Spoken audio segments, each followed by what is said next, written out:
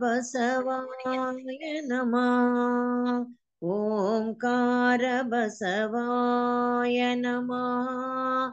ह्रींकार बसवाय नमः। संगमेश्वर बसवाय नमः। प्रत्यक्ष कपिल सिद्ध मल्लिकार्जुन बसवाय नमो नमः। बसवाय नमो नमः। बसवाय नमो नमः। ಸರ್ವರಿಗೂ ಶರಣ ಶರಣಾರ್ಥಿಗಳು. ಹೇಳೇನ್ರಪ್ಪ ಶಟಸ್ಥಲ ವರ್ಮ? ನಾವು ಉದಯಿಸಿ ಸಹಜದಿಂದ ನಿರಾಲಂಬಕ್ಕೆ ಬಂದು, ನಿರಾಲಂಬದಿಂದ ನಿರಂಜನ ಲಿಂಗಕ್ಕೆ ಬಂದು, ನಿರಂಜನ ಲಿಂಗದಿಂದ ನಿಶೂನ್ಯ ಲಿಂಗಕ್ಕೆ ಬಂದು, ನಿಶೂನ್ಯ ಲಿಂಗದಿಂದ ನಿಷ್ಕಲ ಲಿಂಗಕ್ಕೆ ಬಂದು, ನಿಷ್ಕಲ ಲಿಂಗದಿಂದ ಆತ್ಮತತ್ವದ ಐಕ್ಯ ಸ್ಥಳದ ಮಹಾಲಿಂಗದಲ್ಲಿ ಓಂಕಾರ ಪ್ರಣವ ಸ್ವರೂಪರಾಗಿ, ಆಕಾಶ ತತ್ವದ ಶರಣಸ್ಥಳದ ಪ್ರಸಾದ ಲಿಂಗದಲ್ಲಿ ಯಕಾರ ಪ್ರಣವ ಸ್ವರೂಪರಾಗಿ, ವಾಯು ತತ್ವದ ಪ್ರಾಣಲಿಂಗಿ ಸ್ಥಳದ ಜಂಗಮ ಲಿಂಗದಲ್ಲಿ ವಕಾರ ಪ್ರಣವ ಸ್ವರೂಪರಾಗಿ, ಅಗ್ನಿ ತತ್ವದ ಪ್ರಸಾದಿ ಸ್ಥಳದ ಶಿವಲಿಂಗದಲ್ಲಿ ಶಿಕಾರ ಪ್ರಣವ ಸ್ವರೂಪರಾಗಿ, ಅಪ್ಪು ತತ್ವದ ಮಹೇಶ್ವರ ಸ್ಥಳದ ಗುರುಲಿಂಗದಲ್ಲಿ ಮಕಾರ ಪ್ರಣವ ಸ್ವರೂಪರಾಗಿ, ಪೃಥ್ವಿ ತತ್ವದ ಭಕ್ತ ಸ್ಥಳದ ಆಚಾರ ಲಿಂಗದಲ್ಲಿ ನಕಾರ ಪ್ರಣವ ಸ್ವರೂಪರಾಗಿ, ಮಹಾಲಿಂಗದ ಅಣತೆ ಬಿಡಿದು ಪವಿತ್ರವಾದ ತಂದೆ ತಾಯಿಗಳ ಚಿದ್ಗರ್ಭದಿಂದ ಉದಯಿಸಿ ಈ ಲಿಂಗಲೀಲಾ ಕ್ರಿಯಾ ಭೂಮಿಗೆ ಬಂದಿದ್ದೇವೆ. ಆದ್ದರಿಂದ ನಮ್ಮ ಮೂಲ ಸ್ವರೂಪದ ಹೆಸರು ನಮಃ ಶಿವಾಯ ಓಂ ಬಸವ. ನಮಃ ಶಿವಾಯ ಓಂ ಬಸವ. ನಮಃ ಶಿವಾಯ ಓಂ ಬಸವ. ಸರ್ವರಿಗೂ ಶರಣು ಶರಣಾರ್ಥಿಗಳು. ಎಲ್ಲ ಶರಣ ತಂದೆ ತಾಯಂದ್ರಿಗೂ ಶರಣು ಶರಣಾರ್ಥಿಗಳು. ಓಂ ಶ್ರೀ ಗುರು ಬಸವಲಿಂಗಾಯ ನಮಃ. ಸ್ವಾನುಭಾವ ನೆಲೆ ಇಂದಿನ ಸದ್ಭಾವಗೋಷ್ಠಿಗೆ ನೆನೆಯ ಮೂಲಕ ಚಾಲನಿರ್ತಕ್ಕಂಥ ನಿಲುಗಲವರೆಗೆ ಭಕ್ತಿಯ ಶರಣ ಶರಣಾರ್ಥಿಗಳು ಹಾಗೂ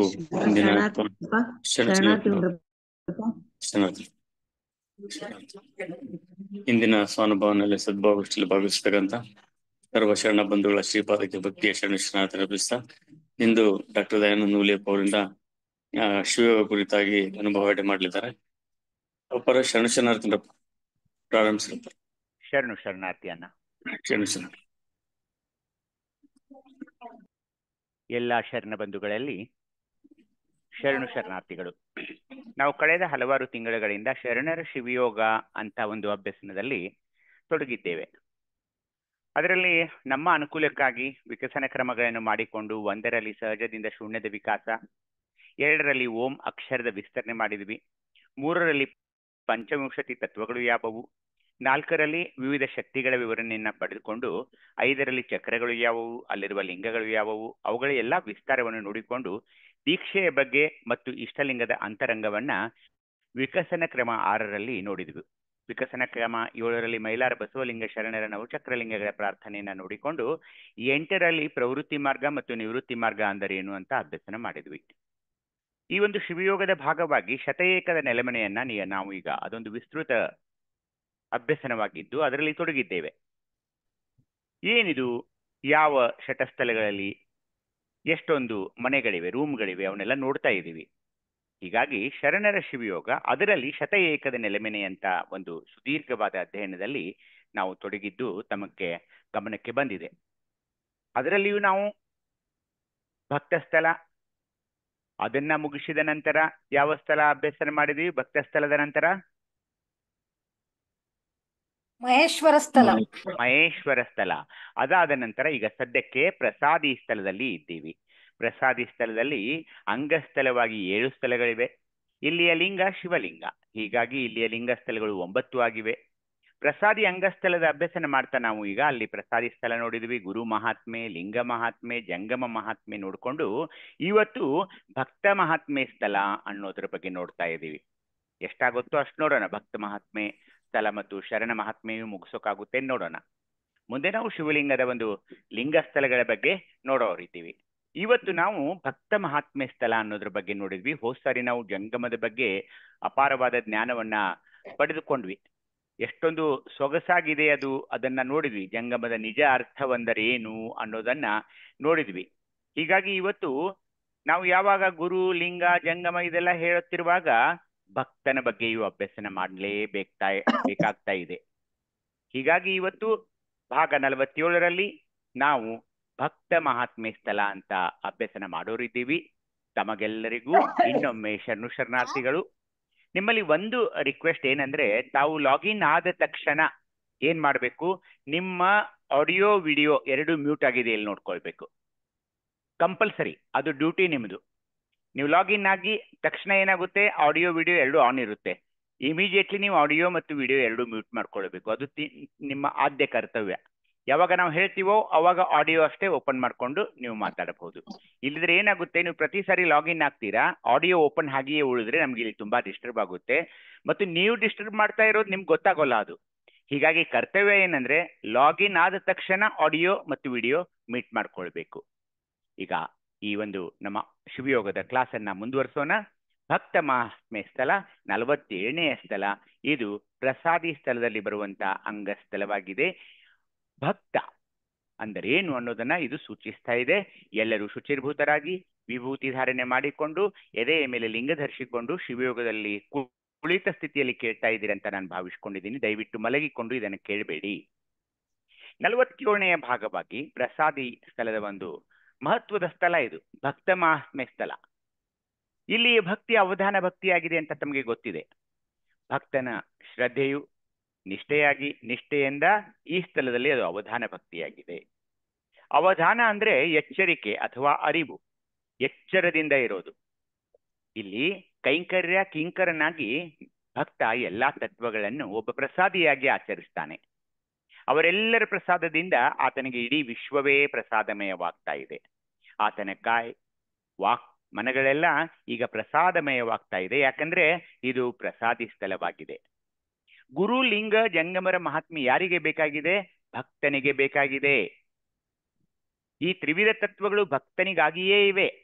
ಭಕ್ತನಿಲ್ಲದಿದ್ರೆ ಗುರುವೇ ಇಲ್ಲ, ಲಿಂಗವಿಲ್ಲ, ಜಂಗಮವಿಲ್ಲ.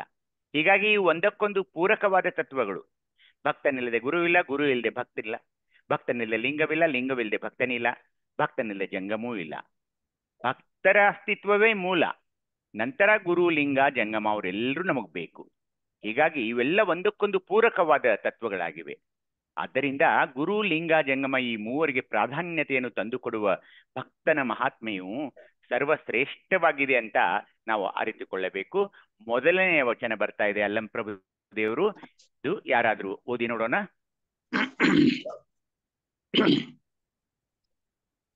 ಆದಿಯಲ್ಲಿ ನೀನೇ ಗುರುವಾದ ಕಾರಣ ನಿನ್ನಿಂದ ಹುಟ್ಟಿತ್ತು ಲಿಂಗ. ಆದಿಯಲ್ಲಿ ನೀನೇ ಲಿಂಗವಾದ ಕಾರಣ ನಿನ್ನಿಂದ ಹುಟ್ಟಿತ್ತು ಜಂಗಮ. ಆದಿಯಲ್ಲಿ ನೀನೇ ಜಂಗಮವಾದ ಕಾರಣ ನಿನ್ನಿಂದ ಹುಟ್ಟಿತ್ತು ಪ್ರಸಾದ. ಆದಿಯಲ್ಲಿ ನೀನೇ ಪ್ರಸಾದಿಯಾದ ಕಾರಣ ನಿನ್ನಿಂದ ಹುಟ್ಟಿತ್ತು ಪಾದೋದಕ. ಇಂತಿ ಗುರು, ಲಿಂಗ, ಜಂಗಮ, ಪ್ರಸಾದ, ಪಾದೋದಕ ಸ್ವರೂಪ ನೀನೇಯಾದ ಕಾರಣ ಜಂಗಮ ಪ್ರಾಣಿಯಾಗಿ ಸದಾಚಾರಿಯಾದೆ. ಅದು ಕಾರಣ ನೀನೇ ಸರ್ವಾಚಾರ ಸಂಪನ್ನನಾಗಿ ಪೂರ್ವಾಚಾರಿ ನೀನೇಯಾದೆ. ಅದು ಕಾರಣ ಗುಹೇಶ್ವರ ಲಿಂಗದಲ್ಲಿ ಚಂದಯ್ಯಂಗೆ ಲಿಂಗದ ನಿಜವ ತಿಳುಹು ಸಂಗನ ಬಸವಣ್ಣ. ಸಮಗ್ರ ವಚನ ಸಂಪುಟ 2, ವಚನದ ಸಂಖ್ಯೆ 894. ಸರ್ವರಿಗೂ ಭಕ್ತಿಯ ಶರಣಾರ್ಥಿಗಳು. ಶರಣು ರಾಧಾಕ. ಇಲ್ಲಿ ಅಲ್ಲಂಪ್ರಭುದೇವರು ಯಾವಾಗ ಇದು ಪ್ರಸಂಗ ಅಂದ್ರೆ, ನಮ್ಮ ನೂಲಿಯ ಚಂದಯ್ಯನವರ ಲಿಂಗ ಕೆರೆಯಲ್ಲಿ ಕೆಲಸ ಮಾಡ್ತಾ ಇರುವಾಗ ಕೊರಳಿನಿಂದ ಜಾರಿ ಆ ಕೆರೆಯಲ್ಲಿ ಬಿದ್ದಾಗ, ನಾನೇಕೆ ಅದನ್ನು ವಾಪಸ್ ಕಟ್ಕೊಳ್ಳಿ, ಲಿಂಗ ತಾನೇ ಬಿದ್ದಿದ್ದಾನೆ, ತಾನೇ ಬರಬೇಕು, ಮತ್ತೆ ನನ್ನ ಕುತ್ತಿಗೆಗೆ, ನನ್ನ ಕತ್ತಿಗೆ ಅಂತ ಹೇಳೋ ಪ್ರಸಂಗದಲ್ಲಿ ಅಲ್ಲಿ ಒಂದು ಶುಭಾನುಭವ ನಡೀತಾ ಇದೆ. ಅನುಭವ ಮಂಟಪದಲ್ಲಿ ಯಾರ್ಯಾರ ಮಧ್ಯೆ ಮಡಿವಾಳ ಮಾಚಿದೇವರು, ಚನ್ನಬಸವಣ್ಣನವರು, ಬಸವಣ್ಣನವರು, ಅಲ್ಲಮಪ್ರಭುದೇವರು, ನೂಲಿಯ ಚಂದಯ್ಯನವರು, ಇವರೆಲ್ಲ ಅದರಲ್ಲಿ ಬರ್ತಾರೆ. ಆ ಪಾತ್ರಗಳು ಬರ್ತಾ ಇವೆ ಈ ಒಂದು ಘಟನೆಯಲ್ಲಿ. ಆಗ ಹೇಳಿದ ಇದು ವಚನ ಏನಂದ್ರೆ, ನೂಲಿಯ ಚಂದಯ್ಯಂಗೆ ಲಿಂಗದ ನಿಜವನ್ನ ನೀನು ಹೇಳು ಅಂತ ಬಸವಣ್ಣನವರಿಗೆ ಹೇಳ್ತಾ ಇರೋ ಒಂದು ವಚನ ಇದು. ಏನ್ ಹೇಳ್ತಾ ಇದೆ ಇದು ವಚನ? ಅಲ್ಲಮ ಪ್ರಭುದೇವರು ಬಸವಣ್ಣನವರಿಗೆ ಆದಿಯಲ್ಲಿ ತಾವು ಗುರುವಾಗಿದ್ದರಿಂದ ನಿಮ್ಮಿಂದಲೇ ಲಿಂಗವು ಆವಿರ್ಭವಿಸಿತ್ತು ಅಂತ ಹೇಳ್ತಾ ಇದ್ದಾರೆ. ಅದೇ ಲಿಂಗದಿಂದ ಜಂಗಮ, ಪ್ರಸಾದ, ಪಾದೋದಕ ಉತ್ಪನ್ನವಾದವು. ಹೀಗೆ ಒಬ್ಬ ಭಕ್ತನಾಗಿ, ಭಕ್ತಿ ಭಂಡಾರಿಯಾಗಿ ಗುರು, ಲಿಂಗ, ಜಂಗಮ, ಪ್ರಸಾದ, ಪಾದೋದಕ ಸ್ವರೂಪಿಯಾದ ಬಸವಣ್ಣನವರು ಜಂಗಮ ಪ್ರಾಣಿಯಾಗಿ, ಸದ್ಭಕ್ತ ಸದಾಚಾರಿಯಾಗಿ, ಸರ್ವಾಚಾರ ಸಂಪನ್ನನಾಗಿರುವರಲ್ಲದೆ ಪೂರ್ವಾಚಾರಿಯೂ ಆಗಿದ್ದಾರೆಂಬುದನ್ನ ಅಲ್ಲಮರು ಗುರುದೇವರ ಬಗ್ಗೆ ವರ್ಣನೆ ಮಾಡ್ತಾ ಇದ್ದಾರೆ. ಹೀಗಾಗಿ ಕೊರಳಲ್ಲಿಯ ಲಿಂಗವು ಆಕಸ್ಮಿಕವಾಗಿ ಬಿದ್ದಾಗ ನೂಲಿಯ ಚಂದಯ್ಯನವರು ಅದನ್ನ ಪುನಃ ಧರಿಸಿಕೊಳ್ಳಲಾರೆ ಎಂದಾಗ ಅಲ್ಲಮರು ಸರ್ವಾಚಾರ ಸಂಪನ್ನನಾದ ಬಸವ ತಂದೆಯವರಿಗೆ ಆ ಇಷ್ಟಲಿಂಗದ ನಿಜವನ್ನ, ಮಹತ್ವವನ್ನ ತಿಳಿಸು ಅಂತ ಹೇಳ್ತಾ ಇದ್ದಾರೆ. ಏಕೆಂದ್ರೆ ಒಬ್ಬ ನಿಜ ಭಕ್ತನಾಗಿ, ಒಬ್ಬ ಅಪ್ಪಟ ಜಂಗಮನಾಗಿ, ದಾಸೋಹಂಭಾವಿಯಾಗಿ, ಪ್ರಸಾದಿಯಾಗಿ ಬಸವಣ್ಣನವರು ಲಿಂಗದ ಮಹತಿಯನ್ನು ಸಮರ್ಥವಾಗಿ ವಿವರಿಸಬಲ್ಲರು ಎಂಬ ಅಪಾರ ನಂಬಿಕೆ ಅಲ್ಲಮರಲ್ಲಿ ಇತ್ತು. ಆ ಕಾರಣ ಅವರು ಹೇಳಿದರು ಯಾರಿಗೆ? ಗುರುದೇವರಿಗೆ, ನೋಡಪ್ಪ, ಅವನು ಕೊರಳಲ್ಲಿಯ ಬಿದ್ದಂತಹ ಲಿಂಗವನ್ನ, ಜಾರಿ ಬಿದ್ದಂತಹ ಲಿಂಗವನ್ನ ಮತ್ತೆ ಧರಿಸಿಕೊಳ್ಳಲು ತಯಾರಿಲ್ಲ. ಹಾಗಾಗ್ಬಾರ್ದು ಬಸವಣ್ಣ, ನೀನು ಆ ನೂಲಿಯ ಚಂದಯ್ಯಂಗೆ ಲಿಂಗದ ನಿಜದವನ್ನು ತಿಳುಹು ಅಂತ ಹೇಳ್ತಾ ಇದ್ದಾರೆ. ಇಲ್ಲಿ ಅಪರೋಕ್ಷವಾಗಿ ಯಾರ ಮಹಿಮೆಯನ್ನ ಹೇಳ್ತಿದ್ದಾರೆ ಅಂದ್ರೆ ಬಲ್ಲಂ ಪ್ರಭುದೇವರು ನಮ್ಮ ಗುರುದೇವರಾದ ಬಸವಣ್ಣನವರ ಮಹಿಮೆಯನ್ನು ಹೇಳ್ತಾ ಇದ್ದಾರೆ. ಅವರು ಗುರು, ಆದಿಯಲ್ಲಿ ಗುರು, ಅವರಿಂದಲೇ ಎಲ್ಲ. ಬಸವಣ್ಣನವರಿಂದಲೇ ಲಿಂಗ, ಬಸವಣ್ಣನವರಿಂದಲೇ ಜಂಗಮ, ಬಸವಣ್ಣನವರಿಂದಲೇ ಪ್ರಸಾದ, ಬಸವಣ್ಣನವರಿಂದಲೇ ಪಾದೋದಕ, ಎಲ್ಲವೂ ಎಲ್ಲ ಅಷ್ಟಾವರಣಗಳು ಅವರಿಂದಲೇ ನಮಗೆ ಕೊಡಲ್ಪಟ್ಟಿವೆ, ಅವರಿಂದಲೇ ನಮಗೆ ಹೇಳಲ್ಪಟ್ಟಿವೆ. ಹೀಗಾಗಿ ಅವರೊಬ್ಬ ಜಂಗಮ ಪ್ರಾಣಿ, ಸದಾಚಾರಿ, ಸರ್ವಾಚಾರ ಸಂಪನ್ನ, ಪೂರ್ವಾಚಾರಿ ಅಂತ ಹೇಳೋದಿದೆಯಲ್ಲ, ಇದು ಒಂದು ಭಕ್ತ ಹೇಗಿರಬೇಕು. ಅಪ್ರತಿಮ ಭಕ್ತ ಅಂದ್ರೆ ಯಾರಂದ್ರೆ ನಮ್ಮ ಗುರುದೇವರೇ. ಅಪ್ರತಿಮ ಭಕ್ತ ಅವರು. ಭಕ್ತಿಯನ್ನು ಹೇಗೆ ಮಾಡಬೇಕು, ಕಿಂಕರತ್ವವನ್ನು ಹೇಗೆ ನಿರ್ವಹಿಸಬೇಕು, ಹೇಗೆ ಸೇವೆ ಮಾಡಬೇಕು, ಇದನ್ನ ಪರಮನ ಸೇವೆಯಲ್ಲಿ ಹೇಗೆ ತೊಡಗಿಕೊಳ್ಳಬೇಕು, ಅದನ್ನೆಲ್ಲ ನಮಗೆ ಅವರು ಹೇಳ್ತಾ ಇದ್ದಾರೆ. ಹೀಗಾಗಿ ಈ ವಚನ ನಮಗೆ ಆ ಪ್ರಸಾದಿ ಸ್ಥಳದಲ್ಲಿರುವ ಭಕ್ತನ ರೂಪವನ್ನ ಕೊಡ್ತಾ ಇದೆ ಅಂತ ಹೇಳ್ತಾ, ಅಣ್ಣನವರ ವಚನೆ ಒಂದು ಬರ್ತಾ ಇದೆ, ಗುರುದೇವರ ವಚನೆ ಒಂದು ಬರ್ತಾ ಇದೆ. ಈಗಾಗಲೇ ನಾವು ಇದನ್ನ ನಮ್ಮ ಸ್ವಾನುಭವದ ನೆಲೆಯಲ್ಲಿ ನಿರ್ವಚನ ಮಾಡಿದೀವಿ. ಆದ್ರೂ ಒಮ್ಮೆ ಇದನ್ನ ನೋಡೋಣ. ಹೇಳಿ ಯಾರಾದ್ರೂ, ಇದು ವಚನದಲ್ಲಿ ನಾಮಾಮೃತ ತುಂಬಿ ಎಂಬ ವಚನವನ್ನ. ಓಂ ಶ್ರೀ ಗುರು ಬಸವಲಿಂಗಾಯ ನಮಃ. ಗುರುದೇವರು ಅಪ್ಪ ಬಸವಣ್ಣನವರ ವಚನ. ವಚನದಲ್ಲಿ ನಾಮಾಮೃತ ತುಂಬಿ, ನಯನದಲ್ಲಿ ಮೂರುತಿ ತುಂಬಿ, ಮನದಲ್ಲಿ ನಿಮ್ಮ ನೆನಹು ತುಂಬಿ, ಕಿವಿಯಲ್ಲಿ ನಿಮ್ಮ ಕೀರುತಿ ತುಂಬಿ, ಕೂಡಲ ಸಂಗಮ ದೇವಾ ನಿಮ್ಮ ಚರಣ ಕಮಲದೊಳಾನು ತುಂಬಿ, ವಚನದಲ್ಲಿ ನಾಮಾಮೃತ ತುಂಬಿ. ಸಮಗ್ರ ವಚನ ಸಂಪುಟ 1, ವಚನ ಸಂಖ್ಯೆ 492. ಎಲ್ಲರಿಗೂ ಮತ್ತೊಮ್ಮೆ ಶರಣಾರ್ಥಿಗಳು. ಅವಕಾಶಕ್ಕಾಗಿ ಧನ್ಯವಾದಗಳು. ಶರಣು ಅನ್ನಪೂರ್ಣಕ್ಕ. ನೋಡಿ, ಶರಣು. ಈ ವಚನದಲ್ಲಿ ನಿಜವಾದ ಭಕ್ತನ ಭಕ್ತಿ ನಿರ್ಭರತೆಯನ್ನೇ ಅಥವಾ ತನ್ಮಯತೆ ಹೇಗಿರುತ್ತದೆ? ಆ ಭಕ್ತನ ಮಾತಿನಲ್ಲಿ ಸದಾ ಪರಮನ ನಾಮಾಮೃತ ತುಂಬಿರುತ್ತದೆ. ಅದೊಂದು ದಿವ್ಯವಾದ ಆನಂದವನ್ನ ಕೊಡುವ ಅಮೃತವಾಗಿದೆ ಆತನಿಗೆ. ಆ ಅಮೃತ ಆ ಭಕ್ತನ ವಾಣಿಯನ್ನೆಲ್ಲ ವ್ಯಾಪಿಸಿರುತ್ತಾ ಇದೆ. ಕಣ್ಣಿನಲ್ಲಿ ಆತನ ಮಂಗಳಮೂರ್ತಿ ಅಂದ್ರೆ ಇಷ್ಟಲಿಂಗದ ವಿಶ್ವರೂಪವೇ ತುಂಬಿರ್ತಾ ಇದೆ. ಆತನ ಮನಸ್ಸಿನಲ್ಲಿ ಶಿವನ ಸ್ಮರಣೆಯೊಂದೇ ತುಂಬಿದೆ. ಆತನ ಕಿವಿಯಲ್ಲಿ ಪರಮಾತ್ಮನ ಕೀರ್ತಿಯೊಂದೇ ಆವರಿಸಿದೆ. ಹೀಗೆ ಆತನ ಇಂದ್ರಿಯಗಳೆಲ್ಲ ಶಿವಮಯವಾಗಿವೆ. ಆ ಭಕ್ತನ ಕಾಯವೆಲ್ಲ ಈಗ ಲಿಂಗಕಾಯವಾಗಿ ಲಿಂಗದಲ್ಲಿಯೇ ಆತ ಲೀನವಾಗ್ತಾ ಇದ್ದಾನೆ. ಆ ಭಕ್ತನು ಪರಮಾತ್ಮನ ಚರಣ ಕಮಲದಲ್ಲಿ ಒಂದು ಬಂಡುಂಬ ದುಂಬಿ ಆಗ್ತಾ ಇದ್ದಾನೆ. ತುಂಬಿ ಅಥವಾ ನಿಮ್ಮ ಚರಣ ಕಮಲದೊಳಗಾನು ತುಂಬಿ ಅಥವಾ ದುಂಬಿ. ಇಷ್ಟಲಿಂಗ ಸ್ವರೂಪವಾದ ವಿಶ್ವರೂಪದಲ್ಲಿ ಭಕ್ತನು ತುಂಬಿ ಹೋಗ್ಬಿಡ್ತಾ ಇದ್ದಾನೆ, ಲೀನವಾಗ್ತಾ ಇದ್ದಾನೆ. ಪರಮನ ಒಳಹೊರಗನ್ನೆಲ್ಲ ಆ ಭಕ್ತ ವ್ಯಾಪಿಸ್ತಾ ಇದ್ದಾನೆ. ಮಾತಿಗೆ ಮೀರದ ವರ್ಣಿಸಲಾಗದ ತನ್ಮಯತೆಯಲ್ಲಿ ಭಕ್ತನು ಈಗ ತಲ್ಲೀನನಾಗಿದ್ದಾನೆ. ಏಕೆಂದ್ರೆ ಕಣ್ಣಿನಲ್ಲಿ, ಮನದಲ್ಲಿ, ಕಿವಿಯಲ್ಲಿ, ಎಲ್ಲಿ ಎಲ್ಲಾ ಚರಣ ಕಮಲದಲ್ಲಿ ಅವನು ತುಂಬಿ ಅಂತ ಹೇಳುವಲ್ಲಿ ಆ ಒಂದು ವ್ಯಾಪ್ತಿಯನ್ನ, ನನ್ನೊಳಗೆ ನಾನೇ ಲಿಂಗಮಯವಾಗುವ ಒಂದು ಸ್ಥಿತಿಯನ್ನ ಗುರುದೇವರು ಈ ವಚನದಲ್ಲಿ ವರ್ಣಿಸ್ತಾ ಇದ್ದಾರೆ ಅಂತ ಹೇಳ್ತಾ, ಮುಂದಿನ ಒಂದು ವಚನ ಬಸವಣ್ಣನವರದು ಹೇಳಿ ನೋಡೋಣ. ಯಾರಾದ್ರೂ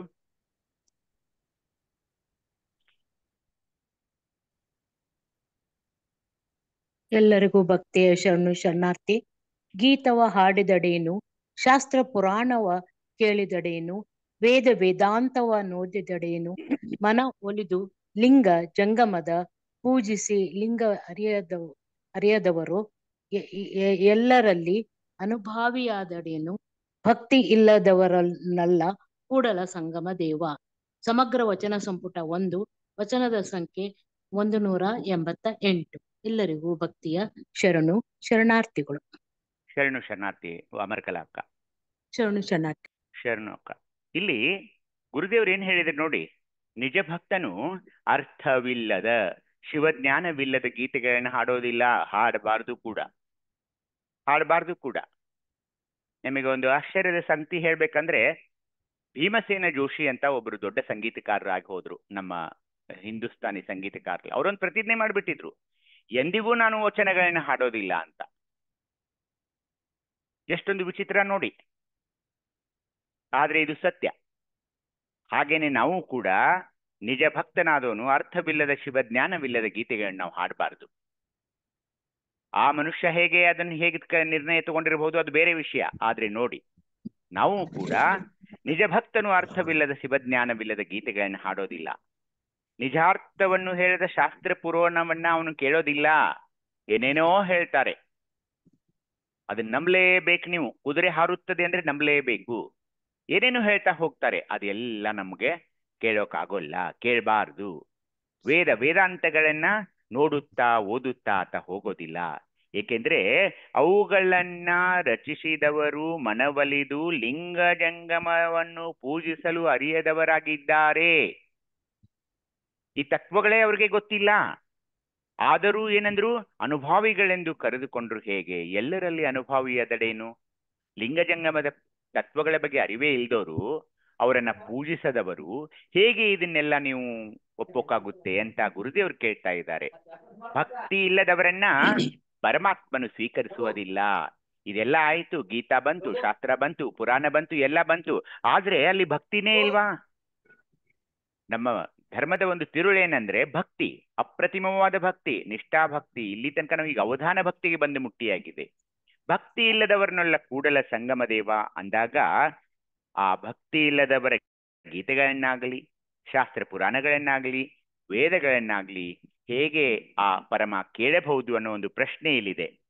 ಹೀಗಾಗಿ ಭಕ್ತಿ ಇಲ್ಲದ ಯಾವುದೇ ಸಾಹಿತ್ಯವನ್ನ ನಾನು ಓದೋದಿಲ್ಲ, ಕೇಳೋದಿಲ್ಲ ಅನ್ನೋದು ಈ ವಚನ ಹೇಳ್ತಾ ಇದೆ. ಏಕೆಂದ್ರೆ ಭಕ್ತನಾದವನು ಲಿಂಗ ಜಂಗಮರ ಅರ್ಚನೆ ಮಾಡುತ್ತಾ ಅಪಾರ ನಂಬಿಕೆಯನ್ನು ಆ ಲಿಂಗ ಜಂಗಮದಲ್ಲಿ ಇಟ್ಟಿರ್ತಾನೆ ಅನ್ನೋದೇ ನಮ್ಮ ಒಂದು ಸತ್ಯ ವಸ್ತುವಾಗಿದೆ. ಭಕ್ತಿ ಪ್ರಾಧಾನ್ಯವಾದ ನಮ್ಮ ಈ ತತ್ವದಲ್ಲಿ ಲಿಂಗ ಜಂಗಮರಿಗೆ ಅಪಾರವಾದ ಮಹತಿಯನ್ನು ಕೊಟ್ಟು ಅವರಿಗೆ ನಾವು ಪೂಜಿಸಲೇಬೇಕು, ಅವರ ಮಹತ್ವವನ್ನು ಅರಿಯಲೇಬೇಕು. ಈಗಾಗಲೇ ಲಿಂಗ ಮಹಾತ್ಮೆ ಸ್ಥಳ, ಜಂಗಮ ಮಹಾತ್ಮೆ ಸ್ಥಳದಲ್ಲಿ ಅದನ್ನೆಲ್ಲ ನಾವು ನೋಡಿದ್ದೀವಿ, ಅವರ ಒಂದು ಮಹತಿಯನ್ನ. ಅಲ್ಲಿ ಭಕ್ತಿಯೊಂದಿಗೆ ಅವರ ಅರ್ಚನೆ ಮಾಡಿದಾಗ ಇಂಥ ಗೀತೆ, ಶಾಸ್ತ್ರ, ಪುರಾಣ, ವೇದ ಅದೆಲ್ಲ ಅಲ್ಲಿ ಏನಿದೆ ಅಂದ್ರೆ ಅಲ್ಲಿ ಇಂಥ ಲಿಂಗ ಜಂಗಮ ತತ್ವಗಳಿಲ್ಲ. ಬರೀ ಅವ್ರು ಹೇಳ್ತಾ ಹೋಗ್ತಾರೆ, ನೀವು ಕೇಳ್ತಾ ಹೋಗಬೇಕು. ಭಕ್ತಿಯ ಬಗ್ಗೆ ಅವ್ರು ಮಾತಾಡೋದೇ ಇಲ್ಲ ಅನ್ನೋದು ಒಂದು ಗುರುದೇವರ ಇಲ್ಲಿ ಸಾರವಾಗಿದೆ ಈ ವಚನ ಅಂತ ಹೇಳ್ತಾ, ಮುಂದೆ ಅದೇ ಒಂದು ಧ್ವನಿಯಲ್ಲಿ, ಅದೇ ಒಂದು ಧಾಟಿಯಲ್ಲಿ ಇನ್ನೊಂದು ವಚನವನ್ನ ಗುರುದೇವರು ಹೇಳ್ತಾ ಇದ್ದಾರೆ. ಓದಿ ನೋಡೋಣ ಯಾರಾದರೂ. ಓಂ ಶ್ರೀ ಗುರು ಬಸವ ಓಂ ಶ್ರೀ ಗುರು ಬಸವಲಿಂಗಾಯ ನಮಃ. ಸರ್ವರಿಗೂ ಶರಣಾರ್ಥಿಗಳು. ಬಸವಣ್ಣವರ ವಚನ: ಶಾಸ್ತ್ರ ಘನವೆಂಬನೆ ಕರ್ಮವ ಭಜಿಸುತ್ತದೆ, ವೇದ ಘನವೆಂಬನೆ ಪ್ರಾಣವದೇ ಹೇಳುತ್ತದೆ, ಶ್ರುತಿ ಘನವೆಂಬನೆ ಮುಂದಿಟ್ಟು ಹರಿಸುತ್ತದೆ. ಅಲ್ಲೆಲ್ಲಿಯೂ ನೀವಿಲ್ಲದ ಕಾರಣ ತ್ರಿವಿಧ ದಾಸೋಹರಲ್ಲದೆ ಕಾಣಬಾರದು ಕೂಡಲ ಸಂಗಮ ದೇವರು. ವಚನ ಸಮಗ್ರ ವಚನ ಸಂಪುಟ, ವಚನದ ಸಂಖ್ಯೆ 208. ಸರ್ವರಿಗೂ ಶರಣು. ಶರಣು ಮಂಗಳಕ್ಕ. ಬಸವಣ್ಣನವರು ಈ ವಚನದಲ್ಲಿ ಏನ್ ಹೇಳ್ತಿದ್ದಾರೆ ಅಂದ್ರೆ, ನಿಜ ಭಕ್ತನಾದವನು ಶಾಸ್ತ್ರಗಳನ್ನು ನಂಬೋದಿಲ್ಲ. ಏಕೆಂದ್ರೆ ಅವು ಈ ಕರ್ಮ ಸಿದ್ಧಾಂತ ಕರ್ಮವನ್ನು ಬೋಧಿಸ್ತಾ ಹೋಗ್ತಾ ಇವೆ. ವೇದಗಳನ್ನು ನಂಬೋದಿಲ್ಲ, ಏಕೆಂದ್ರೆ ಎಷ್ಟೋ ವೇದಗಳಲ್ಲಿ ಪ್ರಾಣಿವಧೆ ಅಂತ ಹಿಂಸೆಯನ್ನು ಸಹ ಹೇಳ್ತಾರೆ. ಸ್ಮೃತಿಗಳು ಭವಿಷ್ಯತ್ತಿನ ಫಲಪದದ ಆಶೆಯನ್ನು ಹೇಳ್ತಾವೆ. ಅಂದ್ರೆ ಏನು, ಇದನ್ನ ಮಾಡು ನಿನಗೆ ಇದು ಸಿಗುತ್ತೆ ಅಂತ. ಈ ವ್ರತ ನೀನು ಮಾಡು, ಅದರ ಪ್ರತಿಫಲ ನಿನಗೆ ಹೀಗೆ ಸಿಗುತ್ತೆ. ಆ ವ್ರತ ಮಾಡು, ಇದನ್ನ ಮಾಡು, ಇದು ನಿನಗೆ ಸಿಗುತ್ತೆ. ಹೀಗಾಗಿ ಶ್ರುತಿಘನವೆಂಬನೆ ಮುಂದಿಟ್ಟು ಅರಸುತ್ತದೆ. ಅಂದ್ರೆ ಅದು ಸಿಗುತ್ತೆ ಅಂತ ನಾನು ಮಾಡ್ತೀನಿ ಅಂತ ಒಂದು ಸ್ವಾರ್ಥಪರ ಭಾವನೆಯಲ್ಲಿ ಅದು ಮಾಡ್ತಾ ಇದೆ. ಭವಿಷ್ಯತ್ತಿನ ಒಂದು ಫಲಪದದ ಆಶೆಯನ್ನು ಇಟ್ಕೊಂಡು ಅದು ಮಾಡ್ತಾ ಇದೆ. ಆದರೆ ಚಿತ್ ಸ್ವರೂಪನಾದ ಕೂಡಲ ಸಂಗಮ ಅಂದರೆ ಪರವಸ್ತುವು ಅಹಂಕಾರವನ್ನು ಅಳಿದು ಹಾಕುವ ತ್ರಿವಿಧ ದಾಸೋಹದ ಸಮರ್ಪಣ ಮಾಡುವಲ್ಲಿ ಮಾತ್ರ ನೆಲೆಸಿರುತ್ತಾನೆ ಎಂಬ ಸತ್ಯ ಆ ಭಕ್ತನಿಗೆ ಗೊತ್ತಿರ್ತಾ ಇದೆ. ಹೀಗಾಗಿ ಆತ ಶಾಸ್ತ್ರ, ವೇದ, ಶ್ರುತಿಗಳನ್ನು ನಂಬೋದಿಲ್ಲ. ಅವುಗಳು ಈ ತ್ರಿವಿಧ ದಾಸೋಹದ ಬಗ್ಗೆ ಯಾವುದೇ ತೆರನಾದ ಜ್ಞಾನವನ್ನು ಹೊಂದಿರೋದಿಲ್ಲ ಅಂತೂ ತಮಗೂ ಗೊತ್ತಿದೆ ಸ್ವಾನುಭವದ ನೆಲೆಯಲ್ಲಿ ಇದ್ದವರಿಗೆ. ಆ ತ್ರಿವಿಧ ದಾಸೋಹದಲ್ಲಿ ಕರ್ಮವೂ ಇಲ್ಲ, ಹಿಂಸೆ ಇಲ್ಲ, ಅಲ್ಲಿ ಭವಿಷ್ಯತ್ತಿನ ಫಲಾಪೇಕ್ಷೆ ಇಲ್ಲ. ಅಲ್ಲಿ ಕೇವಲ ಪರಮಾತ್ಮನನ್ನು ಆವಿರ್ಭಾವಗೊಳಿಸುವ ಅಂತಃಶಕ್ತಿ ಇರೋದ್ರಿಂದ ಭಕ್ತನು ಅಲ್ಲಿ ಸಾರ್ಥಕತೆಯನ್ನು ಕಾಣ್ತಾ ಇದ್ದಾನೆ. ಗುರು ಲಿಂಗ ಜಂಗಮರಲ್ಲಿ ಅರ್ಪಿಸುವ ತ್ರಿವಿಧ ದಾಸೋಹದ ಮಹತ್ವವನ್ನ ನಿಜ ಭಕ್ತನು ಅರ್ತಿರ್ತಾನೆ. ಈ ತ್ರಿವಿಧ ದಾಸೋಹದ ಪರಿಕಲ್ಪನೆಯೇ ಆ ಶಾಸ್ತ್ರದಲ್ಲಿಯೂ ಇಲ್ಲ, ವೇದದಲ್ಲಿಯೂ ಇಲ್ಲ, ಶ್ರುತಿಯಲ್ಲಿಯೂ ಇಲ್ಲ, ಎಲ್ಲೂ ಇಲ್ಲ. ಕೇವಲ ಸ್ವಾರ್ಥ, ನಾನು ಇದು ಮಾಡ್ತೀನಿ, ನೀನು ನನಗೆ ಕೊಡಬೇಕು ಅನ್ನೋ ಭಾವನೆಯಲ್ಲಿ ಅವೆಲ್ಲ ಹೇಳ್ತಾ ಹೋಗ್ತವೆ ಹೊರತು ನಮ್ಮದು ಹಾಗಲ್ಲ. ನಾವು ಯಾವುದೇ ಫಲಾಪೇಕ್ಷೆ ಬೇಡಲ್ಲ.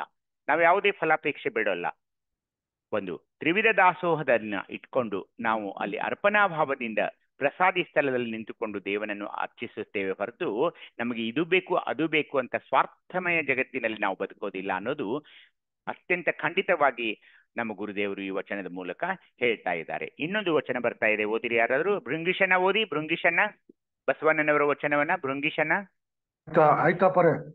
ಓಂ ಶ್ರೀ ಬಸವಲಿಂಗಾಯ ನಮಃ.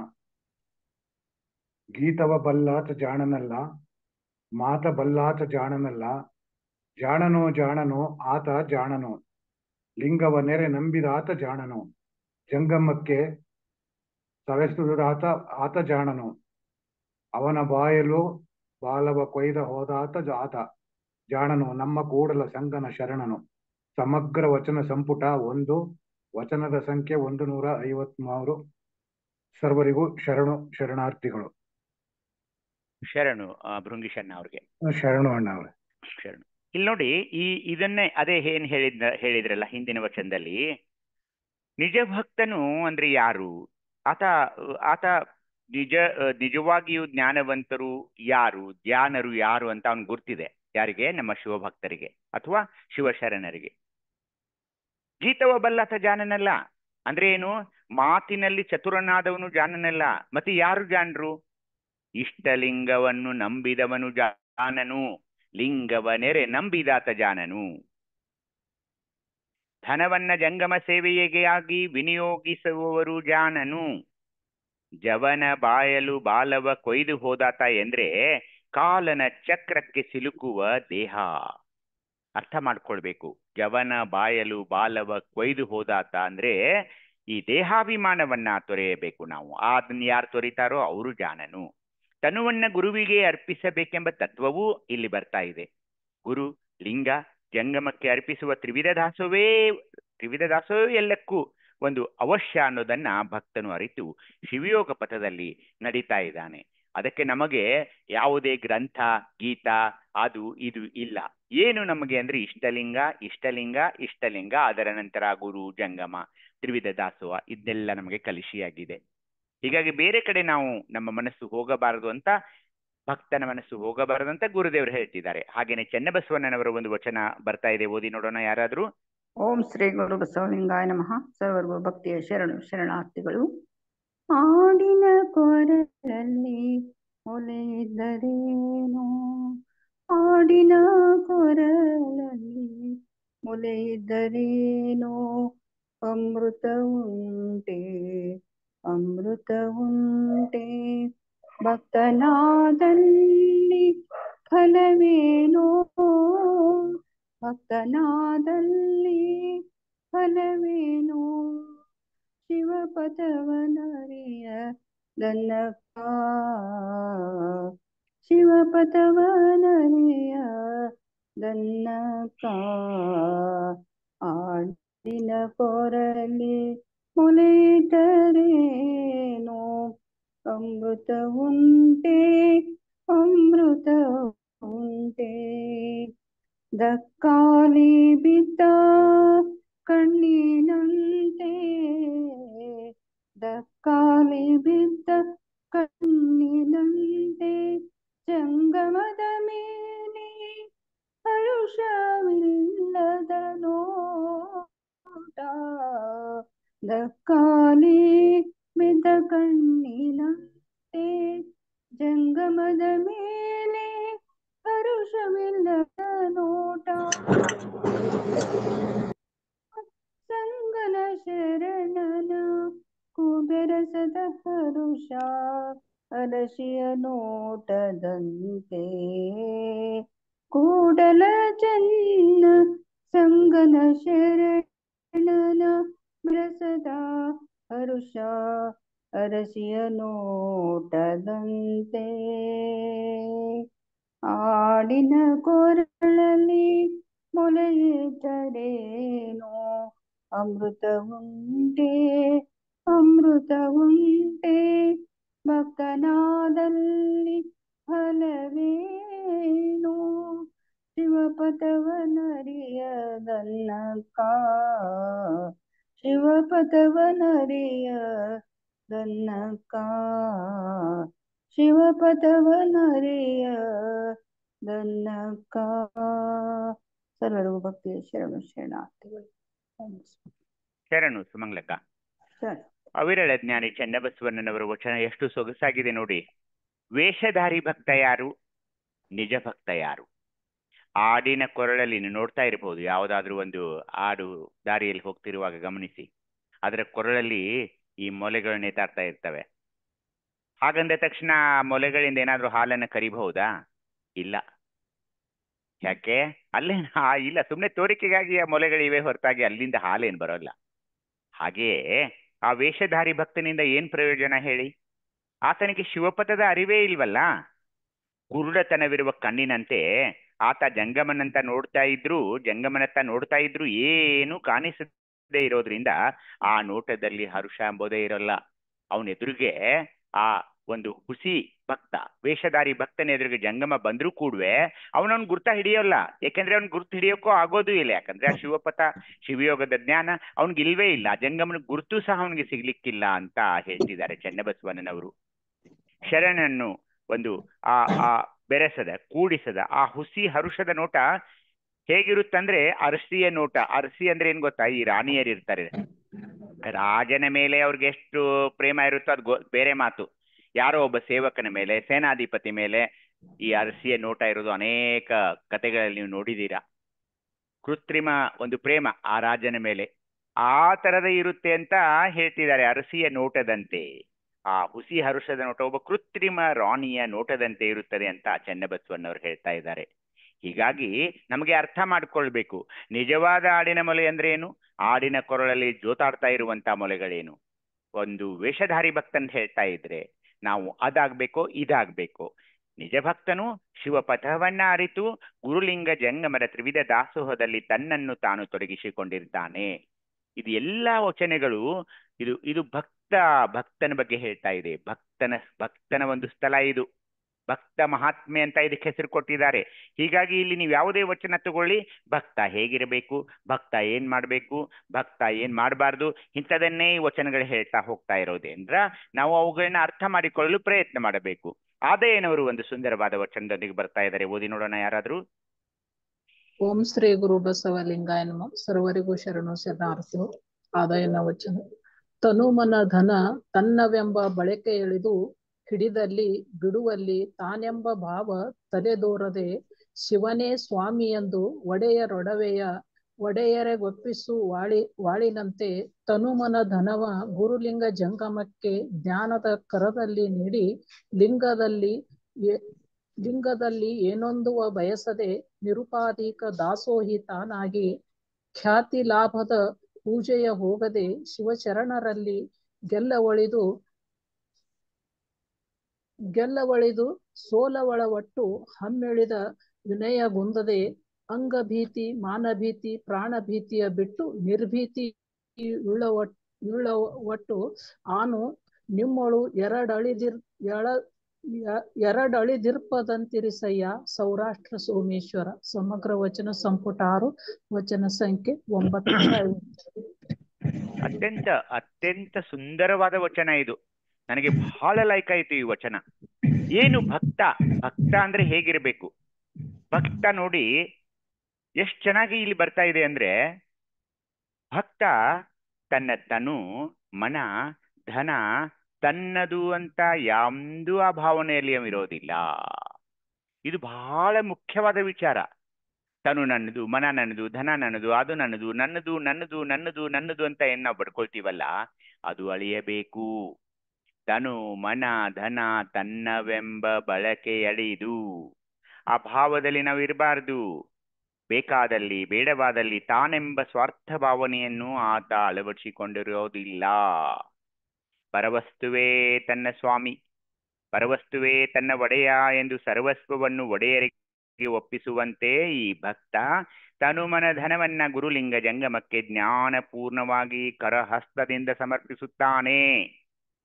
ಅಲ್ಲಿ ಆತ ಬೇರೆ, ಈಗ ಹಿಂದೆ ನೀವೆಲ್ಲ ನೋಡಿದ್ರಿ, ವೇದ ಸ್ಮೃತಿ ಅದೆಲ್ಲ ನೋಡಿದ್ರಿ. ಅಲ್ಲಿ ಆತ ಲಿಂಗದಿಂದ ಏನೊಂದನ್ನು ಬಯಸುವುದಿಲ್ಲ, ಈ ಲಿಂಗದಲ್ಲಿ ಏನೊಂದವ ಬಯಸದೆ. ನೋಡಿ, ಈ ವಚನಗಳನ್ನ ಅರ್ಥ ಮಾಡ್ಕೊಳ್ಬೇಕು. ಲಿಂಗದಿಂದ ಏನನ್ನು ಬಯಸೋದಿಲ್ಲ, ಏನನ್ನು ಬೇಡೋದಿಲ್ಲ. ನಿರುಪಾಧಿಕ ದಾಸೋಹಿಯಾಗಿ ಯಾವುದೇ ಪ್ರಖ್ಯಾತಿ ಲಾಭಗಳನ್ನು ಕೊಡಲು ಆತ ಪೂಜೆ ಮಾಡಲ್ಲ ಪೂಜೆ ಮಾಡಲ್ಲ. ನನ್ನನ್ನು ಕೀರ್ತಿವಂತನನ್ನಾಗಿ ಮಾಡು, ನನ್ನನ್ನು ಖ್ಯಾತಿವಂತನಾಗಿ ಮಾಡು, ಇದಿಲ್ಲ. ಏನ್ಗೂ ಅವನು ಬೇಕಾಗಿಲ್ಲ, ಏನು ಬೇಕಾಗಿಲ್ಲ. ಶಿವಶರಣನನ್ನು ನಾನು ಗೆಲ್ಲಬೇಕೆಂಬ ಭಾವನೆಯಲ್ಲಿ ಅವನು ಎಂದೂ ಇರೋಲ್ಲ. ಅವರಲ್ಲಿ ಶರಣಾಗತಿಯ ಭಾವದಲ್ಲಿಯೇ ಆತ ಸದಾ ಇರ್ತಾನೆ. ಏಕೆ ಹೇಳಿ? ಆತ ಅಹಂಕಾರವನ್ನ ಅಳಿದು ವಿನಯವಂತನಾಗಿ ನಡೆದುಕೊಳ್ತಾ ಇದ್ದಾನೆ. ಆತನಿಗೆ ಯಾವುದೇ ಅಂಗಭೀತಿ ಮಾನಭೀತಿ ಪ್ರಾಣಭೀತಿ ಇರೋದಿಲ್ಲ. ನಿರ್ಭೀತಿ. ಯಾರಿಗಂಜಬೇಕಾಗಿದೆ ಅವನ್ಗೆ? ಇಲ್ಲ. ಒಬ್ಬ ಭಕ್ತ, ಆತನ ಲಿಂಗ, ಮತ್ತೇನೂ ಇಲ್ಲ ಇಲ್ಲಿ. ಅಲ್ಲಿ ಅವನು ಬೇಡ್ಕೊಳ್ಳೋದಿಲ್ಲ, ಇವನು ಬೇಡೋದು ಇಲ್ಲ. ಎಲ್ಲ ಗೊತ್ತವನಿಗೆ ಏನು ಇವನು ಕೊಡಬೇಕು ಅಂತ. ಅಪ್ರತಿಮವಾದ ಒಂದು ಅವಧಾನ ಭಕ್ತಿಯಲ್ಲಿ ಸಮರ್ಪಣಾ ಭಾವನೆಯಲ್ಲಿದ್ದಾಗ ಇದೆಲ್ಲ ಸಾಧ್ಯವಾಗ್ತಾ ಇದೆ. ಅಂಗಭೀತಿ ಮಾನಭೀತಿ ಪ್ರಾಣಭೀತಿ ಏನೂ ಇಲ್ಲ, ನಿರ್ಭೀತಿ. ಇದೇ ಭಕ್ತನ ಸ್ಥಳ. ನೋಡಿ ಎಷ್ಟು ಚೆನ್ನಾಗಿ ಬಂತು ಇದು ವಚನ. ಆತ ಸದಾ ನಿರ್ಭೀತನಾಗಿ ಲಿಂಗದಲ್ಲಿ ಸಮರತಿಗೊಂಡು ಅವೆರಡು ಬೇರ್ಪಡಿಸಲಾಗದ ಸ್ಥಿತಿ. ಆನು ನಿಮ್ಮೊಳು ಎರಡಳಿದಿರ್ಪದಂತಿರಿಸಯ್ಯ ಅಂದ್ರೆ ಏನು? ನನ್ನನ್ನ ನಿನ್ನಲ್ಲಿ ತೆಗೆದುಕೊಂಡ್ಬಿಡಪ್ಪ, ಒಂದೇ ಭಾವದಲ್ಲಿರಿಸು. ನಾನು ಬೇರೆ ನೀನು ಬೇರೆ, ಎರಡಳಿದಿರ್ತ ಅದನ್ನ ಅಳಿಸ್ಬಿಡಿ. ಈಗ ನಾನು ನೀನು ಒಂದೇ, ಎರಡಲ್ಲ. ಆ ಭಾವನೆಯಲ್ಲಿ ನನ್ನಲ್ಲಿ ಇರಿಸ್ಬೇಡ. ನಾನು ನೀನು ಬೇರೆ ಅಂತ ಭಾವನೆಯನ್ನೇ ನನ್ನಿಂದ ತೆಗೆದು ಬಿಡು ಅಂತ ಎಷ್ಟು ಚೆನ್ನಾಗಿ ಹೇಳ್ತಿದ್ದಾರೆ ನಮ್ಮ ಆದಯ್ಯನವರು. ಇದು ಒಂದು ಭಕ್ತನ ನಿಜ ಸ್ವರೂಪ. ತನುಮನನ ಧನ ನನ್ನದಲ್ಲ, ನನ್ನ ದೇಹ ಅಲ್ಲ. ತನುಮನ ಧನವನ್ನಂತೂ ಗುರುಲಿಂಗಮಕ್ಕೆ ಕೊಟ್ಬಿಟ್ಟೆ. ನಿನ್ನಿಂದ ನಾನು ಏನು ಖ್ಯಾತಿ ಲಾಭ ಏನೂ ಬೇಡ್ತಾ ಇಲ್ಲ. ಹೀಗಾಗಿ ನಾನು ನಿರ್ಭೀತನಾಗಿ ನಿನ್ನನ್ನ ಈ ಜಗದಲ್ಲಿ ನಾನು ಇರ್ತಾ ಇದ್ದೀನಿ. ಯಾಕೆಂದ್ರೆ ನೀನೇ ನಾನು, ನಾನೇ ನೀನು. ಅದು ಭಕ್ತನ ಒಂದು ನಿಜವಾದ ಸ್ಥಿತಿ ಕೂಡ. ಹೀಗಾಗಿ ತೋಂಟದ ಸಿದ್ಧಲಿಂಗ ಶಿವಯೋಗಿಗಳ ಒಂದು ಕೊನೆಯ ವಚನ ಈ ಸ್ಥಳದಲ್ಲಿ ಅದು ಓದಿ ನೋಡಿ ಅನ್ನ ಯಾರಾದರೂ. ಓಂ ಶ್ರೀ ಗುರು ಬಸವಲಿಂಗಾಯ ನಮಃ. ತೋಂಟದ ಸಿದ್ಧಲಿಂಗ ಶಿವಯೋಗಿಗಳು. ಅಂಗಕ್ಕೆ ಆಚಾರ್ಯವೇ ಆಶ್ರಯ, ಆಚಾರಕ್ಕೆ ಪ್ರಾಣವೇ ಆಶ್ರಯ, ಪ್ರಾಣಕ್ಕೆ ಜ್ಞಾನವೇ ಆಶ್ರಯ, ಜ್ಞಾನಕ್ಕೆ ಲಿಂಗವೇ ಆಶ್ರಯ, ಲಿಂಗಕ್ಕೆ ಜಂಗಮವೇ ಆಶ್ರಯ. ಇಂತಿ ಪಂಚಲಕ್ಷಣ ಪರಿಪೂರ್ಣವಾಗಿರಬಲ್ಲಡೆ ಸದ್ಭಕ್ತನೆಂಬೆನಯ್ಯ. ಮಹಾಲಿಂಗ ಗುರು ಶಿವಸಿದ್ದೇಶ್ವರ ಪ್ರಭುವೆ. ಸಮಗ್ರ ವಚನ ಸಂಪುಟ 11 ವಚನದ ಸಂಖ್ಯೆ 214. ಸರ್ವರಿಗೂ ಶರಣಾರ್ಥಿಗಳು. ಶರಣು ಅನ್ನಪೂರ್ಣಕ್ಕ. ಇಲ್ಲಿ ತೋಂಟದ ನೋಡಿ ಸಿದ್ಧಲಿಂಗ ಶಿವಯೋಗಿಗಳು, ಇದು ನಮ್ಮ ಸ್ಟೆಪ್ಸ್ ಆಫ್ ಲೈಫ್. ಇದು ಹೀಗಿರ್ಬೇಕು ನಾವು. ಏನು? ಬಂದ ತಕ್ಷಣ ಇನ್ನು ನಾವು ಈ ನೆಲೆಗೆ ಬಂದಿಲ್ಲ ಅಂತ ಇಟ್ಕೊಳ್ಳಿ. ಮೊದಲನೇ ಸ್ಟೆಪ್ ಏನು? ಅಥವಾ ನಮ್ಮ ಮಕ್ಕಳಿಗೆ ಹೇಳಬೇಕಾಗಿದೆ, ಯಂಗ್ಸ್ಟರ್ಸ್ಗೆ ಹೇಳಬೇಕಾಗಿದೆ, ತರುಣಿಯರಿಗೆ ಹೇಳಬೇಕಾಗಿದೆ ಅಂದ್ರೆ, ಮೊದಲು ಅಂಗಕ್ಕೆ ಆಚಾರವೇ ಆಶ್ರಯ. ಪಂಚಾಚಾರಗಳನ್ನ ಮೊದಲು ಕಲಿಸ್ಬೇಕು ಅವ್ರಿಗೆ. ಏನಿದೆ ದೀಕ್ಷೆ ಕೊಟ್ಟ ನಂತರ ಅಂಗಕ್ಕೆ ಆಚಾರವೇ ಆಶ್ರಯ. ಆ ಆಚಾರಕ್ಕೆ ಪ್ರಾಣವೇ ಆಶ್ರಯ. ಯಾಕೆ ಹೇಳಿ? ಪ್ರಾಣಲಿಂಗ. ಅಂಗಕ್ಕೆ ಆಚಾರ ಅಂದ ತಕ್ಷಣ ಇಷ್ಟಲಿಂಗ, ಆಚಾರಕ್ಕೆ ಪ್ರಾಣ ಅಂದ ಪೆಟ್ಟಿಗೆ ಪ್ರಾಣಲಿಂಗ. ಪ್ರಾಣಕ್ಕೆ ಜ್ಞಾನವೇ ಅಂದ್ರೆ ಆ ಶಿವಜ್ಞಾನವೇ ಆಶ್ರಯ ಅಂದಾಗ ಅಲ್ಲಿ ಭಾವಲಿಂಗ ಬಂದ್ಬಿಡ್ತು. ಆ ಜ್ಞಾನಕ್ಕೆ ಇಷ್ಟಲಿಂಗವೇ ಆಶ್ರಯವಾಗಿದೆ. ಇಷ್ಟಲಿಂಗವಿಲ್ಲದೆ ನಾನು ಏನಾದ್ರೂ ಮಾಡ್ತೀನಿ ಅಂದ್ರೆ ಅದೆಲ್ಲ ಮೂರ್ಖತನದ ಮಾತಾಗ್ತಾ ಇದೆ. ಜ್ಞಾನಕ್ಕೆ ಲಿಂಗವೇ ಆಶ್ರಯವಾಗ್ತಾ ಇದೆ, ಲಿಂಗಕ್ಕೆ ಜಂಗಮವೇ ಆಶ್ರಯವಾಗ್ತಾ ಇದೆ. ಹೀಗಾಗಿ ಆಚಾರ, ಪ್ರಾಣ, ಜ್ಞಾನ, ಲಿಂಗ ಮತ್ತು ಜಂಗಮ ಇವು ಪಂಚಲಕ್ಷಣಗಳು. ನಮ್ಮ ತೋಂಟದ ಶಿವಲಿಂಗ ನಮ್ಮ ಸಿದ್ಧಲಿಂಗ ಶಿವಯೋಗಿಗಳ ಪ್ರಕಾರ ಈ ಪಂಚಲಕ್ಷಣಗಳನ್ನು ನೆನ್ಪಿಟ್ಕೊಳ್ಬೇಕು. ಆಚಾರ, ಪ್ರಾಣ, ಜ್ಞಾನ, ಲಿಂಗ, ಜಂಗಮ. ಆಚಾರ ಅಂದ್ರೆ ಪಂಚಾಚಾರ, ಪ್ರಾಣ ಅಂದ್ರೆ ಪ್ರಾಣಲಿಂಗ, ಜ್ಞಾನ ಅಂದ್ರೆ ಭಾವಲಿಂಗ, ಲಿಂಗ ಅಂದ್ರೆ ಜ್ಞಾನಕ್ಕೆ ಲಿಂಗ ಅಂದ್ರೆ ಇಷ್ಟಲಿಂಗ, ಮತ್ತು ಜಂಗಮ ಅಂದ್ರೆ ಅದು ಗೊತ್ತಿದೆ ನಿಮಗೆ ಜಂಗಮ. ಇವೆಲ್ಲ 5 ಪಂಚಲಕ್ಷಣ ಪರಿಪೂರ್ಣವಾಗಿರಬೇಕು ಯಾರಲ್ಲಿ? ಆ ಭಕ್ತನಲ್ಲಿ. ಅದು ಪರಿಪೂರ್ಣವಾದಾಗ ಆತ ಸದ್ಭಕ್ತ ಅಂತ ಅನಿಸ್ಕೊಳ್ತಾ ಇದ್ದಾನೆ. ಹೀಗಾಗಿ ಈ 5 ಲಕ್ಷಣಗಳನ್ನ ಶಿವಯೋಗದ ಮೂಲಕ ಭಕ್ತರು ತಮ್ಮಲ್ಲಿ ಅಳವಡಿಸಿಕೊಂಡಿರ್ತಾರೆ ಅನ್ನೋದೇ ಈ ಒಂದು ಸ್ಥಳದ ಇದಾಗಿದೆ. ಭಕ್ತ ಸ್ಥಳ ಅಂತ ಏನು ನಾವು ಭಕ್ತ ಮಹಾತ್ಮೆ ಸ್ಥಳ ಅಂತ ಏನ್ ಮಾತಾಡಿದ್ವಲ್ಲ, ಅದು ಇಲ್ಲಿಗೆ ಮುಗೀತಾ ಇದೆ. ಇನ್ನು ಮುಂದಿನ ಒಂದು ಸ್ಥಳ ಯಾವುದೆಂದ್ರೆ ಶರಣ ಮಹಾತ್ಮೆ ಸ್ಥಳ. ಭಕ್ತಾದ ನಂತರ ಶರಣ ಮಹಾತ್ಮೆ ಸ್ಥಳ ಅಂತ ಬರ್ತಾ ಇದೆ. ಏನಿದು ಶರಣ ಮಹಾತ್ಮೆ ಸ್ಥಳ ಅಂದ್ರೆ? ಶರಣನು ಬೇಕು ಬೇಡ ಅಂತ ಉಭಯ ಭಾವ ಇಲ್ಲದಂತೆ ಲೋಕದೊಳಗೆ ಇದ್ದೂ ಇಲ್ಲದಂತೆ ಇರ್ತಾನೆ. ಅದನ್ನ ಪ್ರಾಕ್ಟೀಸ್ ಮಾಡಬೇಕಾಗುತ್ತೆ ನಾವು ಕೂಡ. ಪ್ರತಿಯೊಂದಕ್ಕೆ ಸ್ಪಂದಿಸೋದು, ಪ್ರತಿಯೊಂದಕ್ಕೆ ಮಾತಾಡೋದು, ಪ್ರತಿಯೊಂದಕ್ಕೆ ನುಡಿಯೋದು ಇಲ್ಲ. ಅದೇನ್ ಬೇಕಾಗಿಲ್ಲ. It is not needed. Every time you should respond ಅಂತ ಏನಿರೋಲ್ಲ. ಎಲ್ಲದಕ್ಕೂ ಸ್ಪಂದಿಸಬೇಕಂತಿಲ್ಲ. ಅದಕ್ಕೆ ಶರಣನಾದವನು ಈ ಶರಣ ಮಹಾತ್ಮೆ ಸ್ಥಳದಲ್ಲಿ ಇದ್ದೂ ಇಲ್ಲದಂತೆ ಇರ್ತಾನೆ ಅಂತ ಹೇಳ್ತಿದ್ದಾರೆ. ಆತ ಸದಾ ನಿರಂಜನನಾಗಿರ್ತಾನೆ. ಸಂಸಾರದ ಯಾವ ಲೇಪವೂ ಅವನಿಗಿರೋಲ್ಲ. ಆತನು ಮನ ಬಂದಂತೆ ಮಾಡುವವನು. ಯಾಕೆಂದ್ರೆ ಅವನ ಮನಸ್ಸೀಗ ಶಿವ ಮನಸ್ಸಾಗಿದೆ. ಅಹುದು ಆಗದು ಅಂತ ಎಂದ ಸಂದೇಹ ಅವನಿಗೆ ಯಾವಾಗ್ಲೂ ಇರೋದಿಲ್ಲ. ಆತ ಸಂಗಿಯೂ ಅಲ್ಲ, ನಿಸ್ಸಂಗಿಯೂ ಅಲ್ಲ. ಶರಣನು ಈ ಪ್ರಪಂಚದಲ್ಲಿ ಇದ್ರೂ ಕೂಡುವೆ ಅದರ ಲೇಪ ಸಂಘ ಪರಿಣಾಮ ಆತನಿಗಿಲ್ದಂತೆ ಇರ್ತಾನೆ. ಆಗಾದಾಗಲೇ ಅವನಿಗೆ ಶರಣ ಅನ್ನೋದು. ತನ್ನದನ್ನೆಲ್ಲ ಶಿವನಿಗೆ ಅರ್ಪಿಸಿ ನಿಶ್ಚಿಂತನಾದ ಶರಣ ಮಹಾತ್ಮೆಯನ್ನ ಈ ಸ್ಥಳದಲ್ಲಿ ನಿರೂಪಿಸಲಾಗ್ತಾ ಇದೆ ಬಂಧುಗಳೇ. ಗುರುಲಿಂಗ ಜಂಗಮಾದಿ ಮಹಾತ್ಮೆಗಳನ್ನ ಚೆನ್ನಾಗಿ ಅರ್ಥ ಮಾಡಿಕೊಂಡ ಭಕ್ತನೇ ಈಗ ಸರ್ವಾತ್ಮನಾದ ನಿತ್ಯಸಿದ್ಧನಾದ ಏಕೈಕ ರಕ್ಷಕನಾದ ಪರವಸ್ತುವಿಗೆ ಅಥವಾ ಶಿವನಿಗೆ ಶರಣನಾಗ್ತಾ ಇದ್ದಾನೆ. ಇವನ ಶರಣತ್ವಕ್ಕೆ ಎಂದೂ ಭಂಗವಿಲ್ಲ. ಏಕೆಂದ್ರೆ ಇಂತಿವು ಇವನು ಯಾರನ್ನ ಆಶ್ರಯಿಸಿದಾನೆ? ಪರವಸ್ತುವು. ಆ ಪರವಸ್ತುವು ಯಾವಾಗಲೂ ನಿತ್ಯವಾಗಿದೆ, ಸತ್ಯವಾಗಿದೆ. ಇಂತಹ ಒಂದು ಶರಣನ ವರ್ಣನೆಯೇ ಶರಣ ಮಹಾತ್ಮೆ ಸ್ಥಳವಾಗಿದೆ. ಈ ಶರಣನು ಲೌಕಿಕದ ಅನಂತ ಭೋಗಾದಿ ಸಂಪತ್ತುಗಳನ್ನು ಆಶಿಸದೆ, ಅಮರರಲ್ಲದ ಅನ್ಯ ದೈವಗಳನ್ನ ನೋಡದೆ, ಪರವಸ್ತುವಿನಲ್ಲಿಯೇ ಮನಮುಳುಗಿಸಿ ಕೈವಲ್ಯ ಪದವಿಯನ್ನ ಹಂಬಲಿಸುವ ವಿಮಲ ಸಾಧಕನೇ ಶರಣ ಅಂತ ಕರೀತಾರೆ. ಹೇಗಿರಬಹುದು ಹಾಗಾದ್ರೆ ನಮ್ಮ ಗುರುದೇವರ ಪ್ರಕಾರ ಈ ಶರಣ ಅನ್ನೋದನ್ನ ಈ ವಚನದ ಮೂಲಕ ಹೇಳೋಣ. ಒಬ್ಬ ಏಳರ ದಾಸಿಮಯ್ಯನವರು ಹೇಳ್ತಾ ಇದ್ದಾರೆ, ಇದು ನೀವು ಈಗಾಗಲೇ ಸಾಕಷ್ಟು ಜನ ಓದಿದ್ದೀರಾ, ಇದರ ಅರ್ಥ ಬಿಡಿಸಿದ್ದೀರಾ. ಆದ್ರೆ ಹೇಗೆ ಇರ್ತಾನೆ ಈ ಶರಣ ಅನ್ನೋದಕ್ಕೆ ಏಳರ ದಾಸಿಮಯ್ಯನವರ ಒಂದು ಸುಂದರ ವಚನ ಬರ್ತಾ ಇದೆ. ಯಾರಾದ್ರೂ ಓದಿ ನೋಡೋಣ. ಓಂ ಶ್ರೀ ಗುರು ಬಸವಲಿಂಗಾಯ ನಮಃ. ಸರ್ವರಿಗೂ ಭಕ್ತಿಯ ಶರಣಾರ್ಥಿಗಳು. ಕಲಿಯನಿತ್ತಡೆ ಒಳ್ಳೆ, ಸಿರಿಯನಿತ್ತಡೆ ಒಳ್ಳೆ, ಹಿರಿದಪ್ಪ ರಾಜ್ಯವನಿತ್ತಡೆ ಒಳ್ಳೆ, ನಿಮ್ಮ ಶರಣರ ಸುಳ್ಳು ನುಡಿಯ ಒಂದರಗಳಲ್ಲಿ ಇತ್ತಡೆ ನಿನ್ನ ನೆತ್ತ ಕಾಣ ರಾಮನಾಥ. ಸರ್ವರಿಗೂ ಭಕ್ತಿಯ ಶರಣಾರ್ಥಿಗಳು. ಸಮಗ್ರ ವಚನ ಸಂಪುಟ 7, ವಚನ ಸಂಖ್ಯೆ 772. ಶರಣಾರ್ಥಿಗಳು.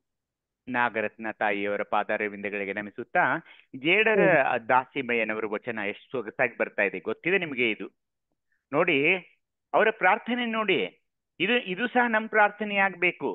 ಕರಿಯನಿತ್ತಡೆ ಒಳ್ಳೆ, ಆನೆ ಕೊಟ್ರು ಬೇಡಪ್ಪ, ಯಾವುದೇ ಸಾಮ್ರಾಜ್ಯ ಕೊಟ್ರು ಬೇಡ, ಸಿರಿಯ ಸಂಪತ್ತು ಬೇಡ, ಅತ್ಯಂತ ವಿಶಾಲವಾದ ಸಾಮ್ರಾಜ್ಯವನ್ನು ಸಹ ನೀನ್ ಕೊಟ್ರು ನನ್ಗೆ ಬೇಡಪ್ಪ. ಮತ್ ನನಗೇನ್ ಬೇಕು?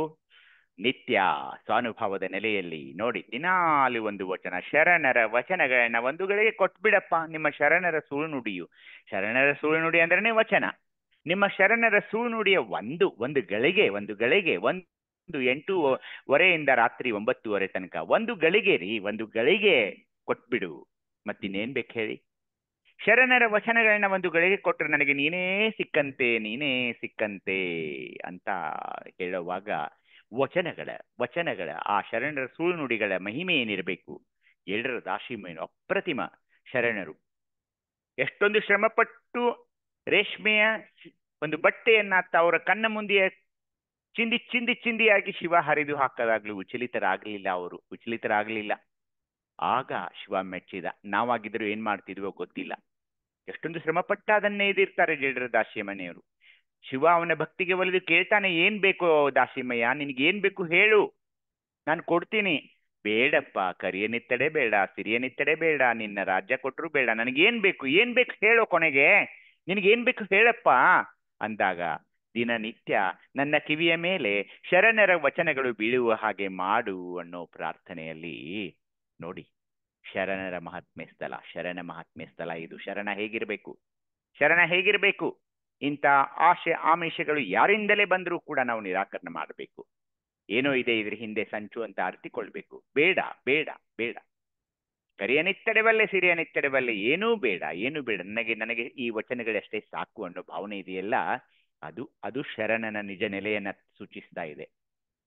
ಹೇಳಿ, ಚನ್ನಬಸವಣ್ಣನವರ ವಚನ ಬರ್ತಾ ಇದೆ, ಎಷ್ಟು ಸೊಗಸಾಗಿ ಬರ್ತಾ ಇದೆ. ಓದಿ ನೋಡೋಣ ಯಾರಾದ್ರೂ.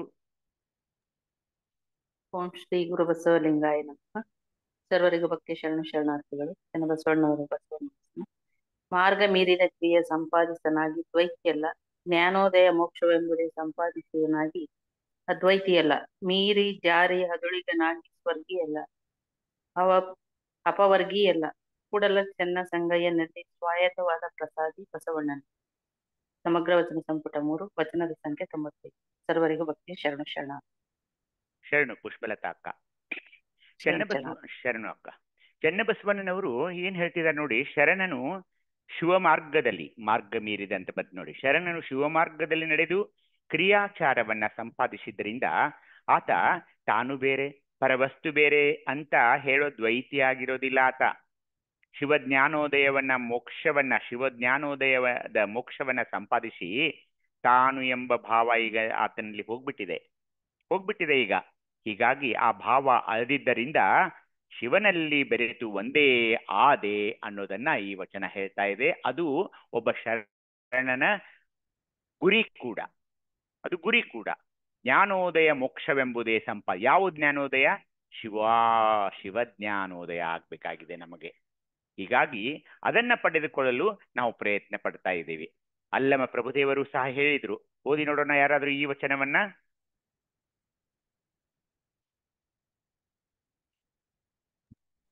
ಎಣ್ಣೆ ಬೇರೆ ಬತ್ತಿ ಎರಡೂ ಕೂಡಿ ಸೊಗರಾಯಿತು, ಪುಣ್ಯ ಬೇರೆ ಪಾಪ ಬೇರೆ ಎರಡೂ ಕೂಡಿ ಒಡಲಾಯಿತು. ನಿಗದಿರಬಾರದು ಒಡಲಿಚ್ಛೆಯ ಸಲಿಸದೆ ನಿಮಿಷವಿರಬಾರದು. ಕಾಯಗುಣ ಒಳಿದು ಮಾಯಾಜ್ಯೋತಿ ವಾಯುವ ಕೂಡುವ ಮುನ್ನ ಭಕ್ತಿ ಮಾಡಬಲ್ಲಡೆ ಆತನೇ ದೇವ ಗುಹೇಶ್ವರ. ಸಮಗ್ರ ವಚನ ಸಂಪುಟ 2, ವಚನದ ಸಂಖ್ಯೆ 71. ಶರಣು ಅಮರ್ ಶೆಟ್ಟಿ ಅಣ್ಣ ಅವರಿಗೆ. ಅಲ್ಲಮ ಪ್ರಭುದೇವರು ನೋಡಿ ಎಷ್ಟೊಂದು ಉಪಮೆಗಳಿಂದ ಉದಾಹರಣೆಗಳಿಂದ ಹೇಳ್ತಾ ಇದ್ದಾರೆ. ಎಣ್ಣೆ ಬೇರೆ ಬತ್ತಿಯೇ ಬೇರೆ. ಗೊತ್ತು ನಿಮಗೆ, ಈಗ ದೀಪ ಹಚ್ಚು ಅಂದ ತಕ್ಷಣ ಎಣ್ಣೆ ಬೇರೆ ಕಡೆ ಇಟ್ಟಿರ್ತೀವಿ, ಬತ್ತಿ ಬೇರೆ ಕಡೆ ಇಟ್ಟಿರ್ತೀವಿ. ಅದನ್ನೆರಡು ತಗೊಂಡ್ ಬರ್ತೀವಿ, ದೀಪದಲ್ಲಿ ಆ ಪ್ರಣತೆಯಲ್ಲಿ ಹಣತೆಯಲ್ಲಿ ಹಾಕ್ತೀವಿ. ಅದೆರಡು ಕೂಡಿದಾಗ ಸೊರಡಾಗುತ್ತೆ, ಅಂದ್ರೆ ದೀಪ ಹತ್ತುತ್ತೆ. ಎಣ್ಣೆ ಬೇರೆ ಬತ್ತಿಯೇ ಬೇರೆ ಅಂತ ಎಲ್ರಿಗೂ ಗೊತ್ತಿದೆ. ಆದ್ರೆ ಎರಡೂ ಕೂಡಿದಾಗ ಮಾತ್ರ ದೀಪ ಉರಿಯಲು ಆರಂಭ ಆಗ್ತಾ ಇದೆ. ಹಾಗೆಯೇ ಪುಣ್ಯ ಮತ್ತು ಪಾಪ ಎಂಬೆರಡು ಸಂಸಾರಗಳ ಸಂಯುಕ್ತ ಪ್ರೇರಣೆಯಿಂದ ಈ ಸ್ಥೂಲವಾದ ಒಡಲು ಅಥವಾ ದೇಹ ನಿರ್ಮಾಣವಾಗ್ತಾ ಇದೆ. ಜೀವಾತ್ಮನಿಗೆ ಮಾಯಾವೃತವಾದ ದೇಹದ ಆಕರ್ಷಣೆ, ದೇಹಾಭಿಮಾನ ಮತ್ತು ವಿಷಯಗಳ ವ್ಯಾಮೋಹಗಳನ್ನ ಮೀರಿ ನಿಲ್ಲುವುದು ಅಸಾಧ್ಯ. ಕಷ್ಟ. ಒಡಲಿನ ಇಚ್ಛೆಗಳು ಒಂದೆರಡಲ್ಲ. ಹಸಿವು, ತೃಷೆ, ವ್ಯಸನ 1, 2. ಪ್ರತಿ ಕ್ಷಣ ಪ್ರತಿ ನಿಮಿಷ ಜೀವಾತ್ಮ ಪ್ರಯಾಸ ಪಡ್ತಾನೆ. ಏನ್ ಬಿಸಿಲ್ರಿ, ನೆರಳಿಕೆ ಆಗ್ತಾ ಇದೆ, ಹಸಿವಾಗ್ತಾ ಒಂದ್ ಸಾರಿ ಆದ್ರೂ ನೆಮ್ಮದಿಯಿಂದ ಇರೋಕ್ ಬಿಡೋಲ್ಲ. ಯಾಕೆ ಹೇಳಿ? ಆ ಒಡಲಿನ ಇಚ್ಛೆಗಳೇ ಹಾಗೆ. ಒಂದು ನಿಮಿಷವೂ ಅವನಿಗೆ ಬಿಡೋರಿಲ್ಲ. ಇದೆಲ್ಲ ಸಂಸಾರ ಬಂಧನ, ಇವನೇ ಸಂಸಾರಿ. ಜೀವಾತ್ಮನು ಈ ಕಾಯಮೋಹದಲ್ಲಿ ಸಿಲುಕಿ ಸಾವಿನ ಕೊನೆಯ ಕ್ಷಣದವರೆಗೂ ದೇಹದ ಆಶೋತ್ತರಗಳನ್ನ ಪೂರೈಸುವಲ್ಲಿಯೇ ಮಗ್ನನಾಗಿ ಬಿಟ್ರೆ ಹೇಗೆ? ಅಲ್ಲಿಯೇ ಉಳಿದುಕೊಂಡು ಬಿಟ್ರೆ ಹೇಗೆ? ಆಗದ ಕಾರಣ ದೇಹವು ಸಬಲವಾಗಿರುವ ಒಳಗಾಗಿಯೇ ಎಚ್ಚರವಾಗಬೇಕು, ಎಚ್ಚರವಾಗಬೇಕು. ಕಾಯಗುಣವಳಿದು ಮಾಯಾಜ್ಯೋತಿ ವಾಯುವ ಕೂಡುವ ಮುಣ್ಣ. ಮುಣ್ಣ, ಆ ಮುಣ್ಣ ಅನ್ನೋ ಶಬ್ದವನ್ನ ಗಮನಿಸಬೇಕು. ದೇಹವು ಸಬಲವಾಗಿರುವ ಒಳಗಾಗಿಯೇ ನಾವು ಎಚ್ಚರವಾಗಬೇಕು. ಅದನ್ನೇ ನೆರೆಕೆನ್ನೆಗೆ ಗೆರೆಗೆಲ್ಲಕ್ಕೆ ಅಂತ ಏನು ಹೇಳಿದ್ರು ಗುರುದೇವರು? ನೀನು ಎಲ್ಲ ಏನೂ ಮಾಡೋಕ್ಕಾಗದ ಸ್ಥಿತಿಗೆ ಬರೋಕ್ಕಿಂತ ಮುಂಚೆನೆ ನಾವು ಎಚ್ಚರಾಗಿ ಕಾಯ ಮೋಹದ ವಲಯದಿಂದ ಹೊರಬರಬೇಕು. ತನ್ನ ಮೂಲ ಸ್ವರೂಪ ಯಾವುದು? ನನ್ನ ಮೂಲ ಸ್ವರೂಪ ಆ ಪರವಸ್ತು, ಆ ಪರಮಾತ್ಮ. ಅದನ್ನ ಅರಿತುಕೊಂಡು ಮಾಯಾಜ್ಯೋತಿ ಅಂದ್ರೆ ಏನು? ಆ ಪ್ರಜ್ಞಾ ಜ್ಯೋತಿಯು ಅಂದ್ರೆ ನನ್ನ ಪ್ರಾಣ. ನನ್ನ ಪ್ರಾಣ ವಾಯುವ ಕೂಡುವ ಮುನ್ನ ಅಂದ್ರೆ ಈ ದೇಹವು ಪಂಚಮಹಾಭೂತಗಳಲ್ಲಿ ವಿಲೀನವಾಗುವ ಮುನ್ನ. ಕೊಟ್ಟೆ ನಮ್ಮ ಅಮ್ಮನ ಕೊಟ್ಟೆ. ಸರಿ ಸರಿ. ಅವಳೇ ಎಲ್ಲರೂ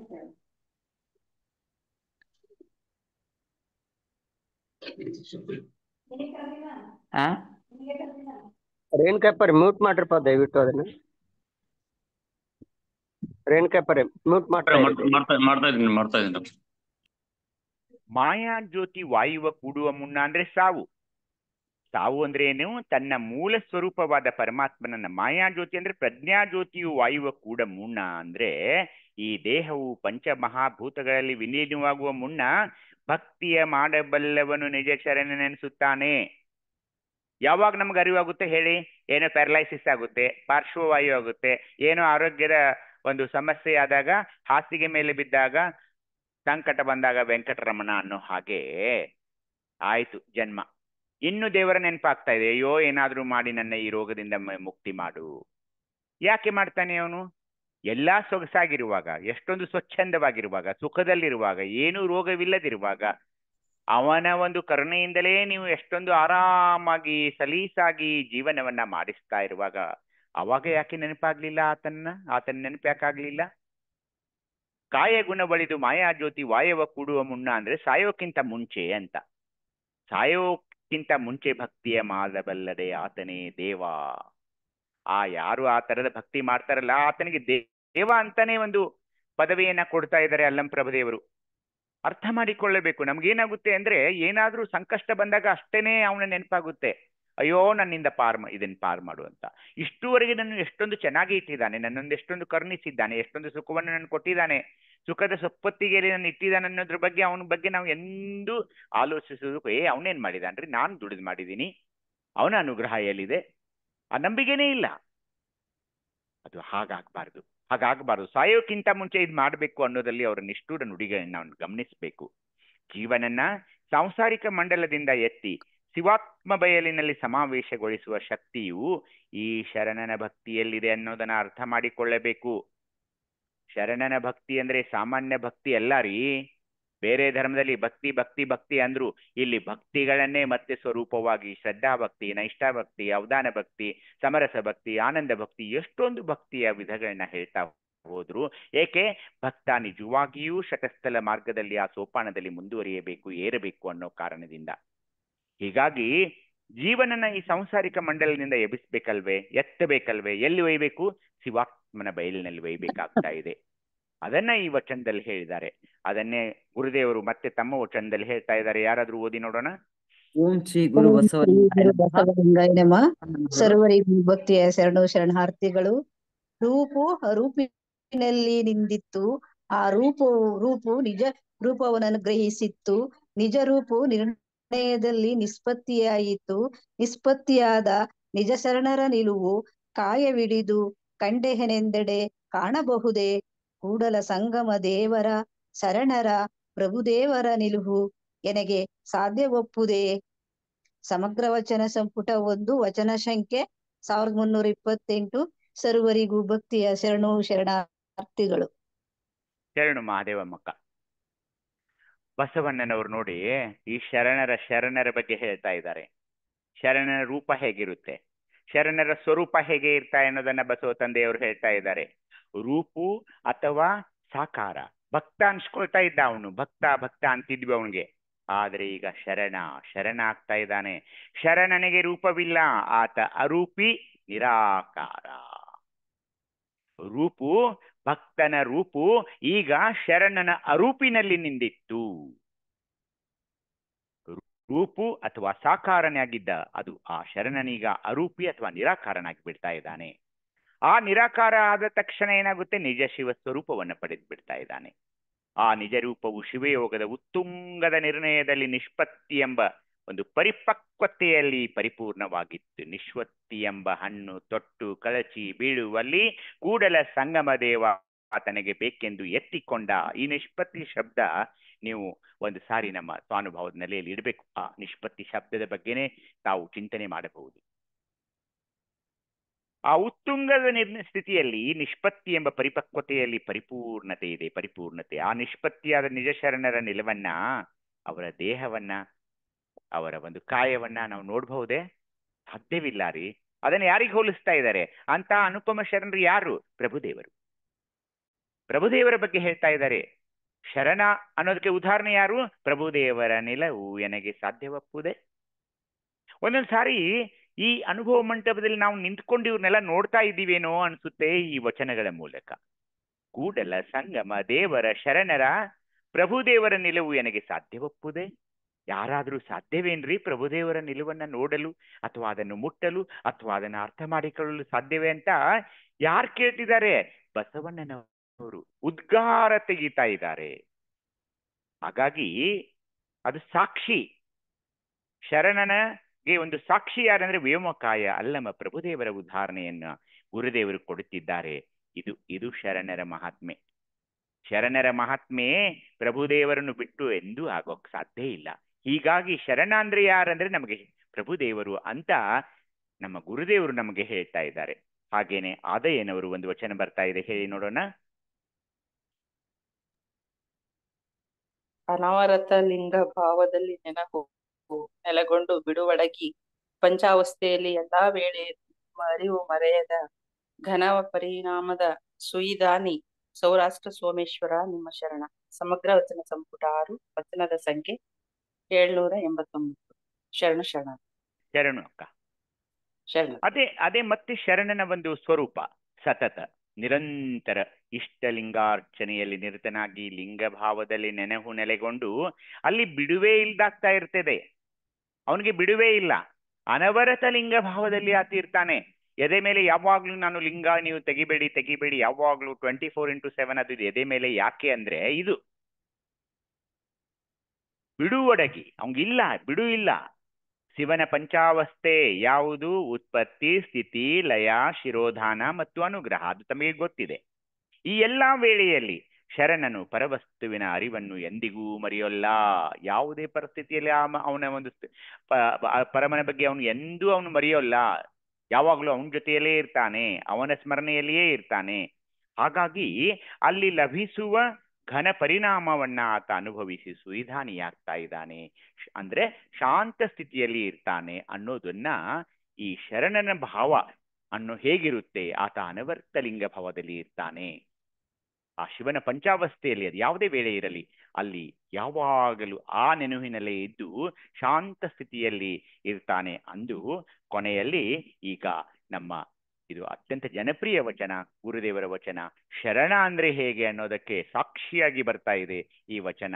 ಯಾರಾದ್ರೂ ಹೇಳಿ ನೋಡೋಣ ಈ ವಚನದ ಬಗ್ಗೆ. ಓಂ ಶ್ರೀ ಗುರು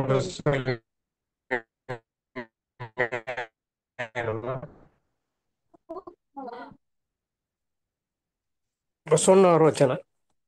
ಶರಣ ನಿದ್ರೆಗೈದಳೆ ಜಪ ಕಾಣಿರು, ಶರಣ ಕುಳಿತಳೆ ಶಿವರಾತ್ರಿ ಕಾಣಿರು, ಶರಣ ನಡೆದಿದೆ ಪಾವನ ಕಾಣಿರು, ಶರಣ ನುಡಿದಿದೆ ಶಿವತತ್ವ ಕಾಣಿರು, ಕೂಡಲ ಸಂಗನ ಶರಣನ ಕಾಯವೇ ಕೈಲಾಸ ಕಾಣಿರು. ಸಮಗ್ರ ವಚನ ಸಂಪುಟ 1, ವಚನದ ಸಂಖ್ಯೆ 873. ಶರಣು ಶರಣಾರ್ಥಿ ಅಣ್ಣ, ತಮ್ಮ ಹೆಸರು ಅಣ್ಣ? ಈ ವಚನವನ್ನು ಓದಿದವರ ಹೆಸರು ಹೇಳಿ ಸ್ವಲ್ಪ. ಅದೇ ಯೂಸರ್ 1 2 3 ಅಂತ ಬಂತು. ಸಿದ್ಲಿಂಗಣ್ಣ ವಂದನೆ. ಶರಣು ಶರಣಾರ್ಥಿ. ಶರಣಾರ್ಥಿ. ಶರಣು. ಬಸವಣ್ಣನವರು ಈ ವಚನ ಅತ್ಯಂತ ಜನಪ್ರಿಯ ವಚನ. ಈ ಶರಣ ಹೇಗಿರ್ಬೇಕನ್ನೋದಕ್ಕೆ ಇಷ್ಟು ಒಂದು ವಚನ ಸಾಕು ಅಂತ ಅನಿಸ್ತಾ ಇದೆ. ಶರಣ ತಾನೇ ಒಂದು ಪರಂಜ್ಯೋತಿ ಸ್ವರೂಪನಾಗಿದ್ದರಿಂದ ಆತನ ಕ್ರಿಯೆಗಳೆಲ್ಲ ಶಿವ ಬೆಳಕನ್ನ ಕೊಡ್ತಾ ಇವೆ, ಬೀರ್ತಾ ಇವೆ. ಆ ಶರಣನು ನಿದ್ದೆ ಮಾಡಿದರೆ ಅದು ಜಪ ಅನಿಸ್ತಾ ಇದೆ. ಆತ ಎಚ್ಚರಗೊಂಡ್ರೆ ಅದು ಶಿವಭಕ್ತಿಯ, ಶಿವರಾತ್ರಿಯ ಜಾಗರಣೆ ಅಂತಿರ್ತಾ ಇದೆ. ಆ ಶರಣ ನಡೆದಿದೆ ಪಾವನ, ಪವಿತ್ರ. ಆ ಶರಣ ನುಡಿದುದೇ ಶಿವ ತತ್ವವಾಗಿರ್ತಾ ಇದೆ. ಆತನ ದೇಹವು ಶಿವನ ವಾಸವಾಗಿರ್ತಾ ಇದೆ. ಅದೊಂದು ಶಿವಾನಂದ ಭಕ್ತಿಯ ನಿಲಯವಾಗಿರ್ತಾ ಇದೆ. ಅದು ಲಿಂಗದ ನೆಲೆ. ಆ ಶರಣ ಎಲ್ಲಿರ್ತಾನೋ ಅಲ್ಲಿ ಅದು ಲಿಂಗದ ನೆಲೆ, ಲಿಂಗದ ನೆಲೆ.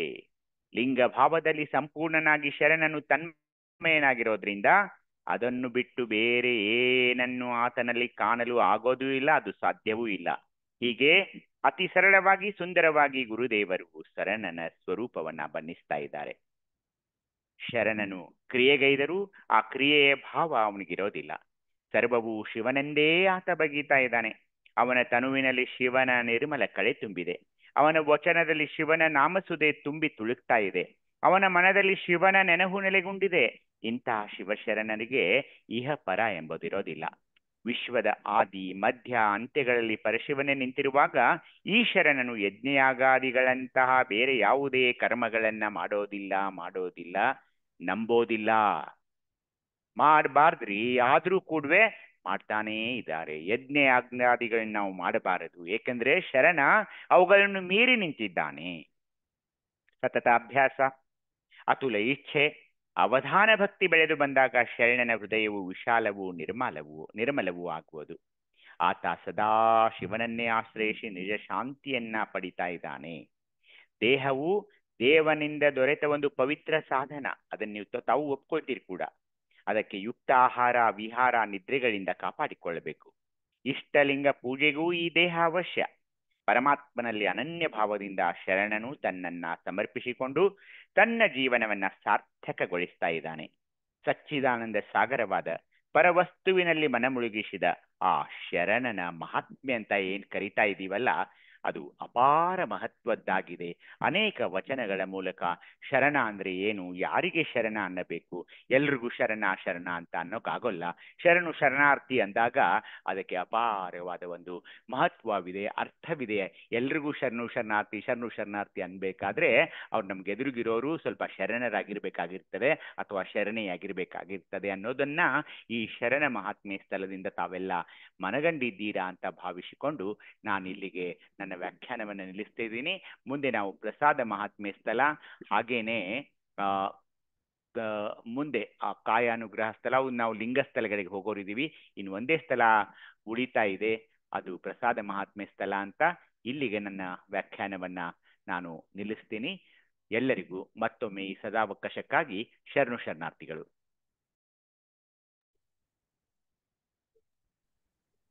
ಇಲ್ಲಿವರೆಗೂ ಶಿವ ಕುರಿತಾಗಿ ತಮ್ಮ ಸಂಭಾವನೆ ಮಾಡಿರ್ತಕ್ಕಂಥ ದಯಾನಂದ ಬಗ್ಗೆ ಶರಣಾರ್ಥಿಗಳು. ಇಲ್ಲಿ ದಯಾನಂದ ರೆಡಿ ಮಾಡಿರ್ತಕ್ಕಂಥ ಅನುಭವದಲ್ಲಿ ಏನಾದ್ರು ಯಾರಿಗಾದ್ರೂ ಸಂಶಯ ಅಥವಾ ಹೆಚ್ಚಿನ ಬೆಳಕಿದ್ರೆ ಒಂದ್ 2 ನಿಮಿಷ ತಾವು ಹಂಚ್ಕೊಂಡ್ಬೋದು.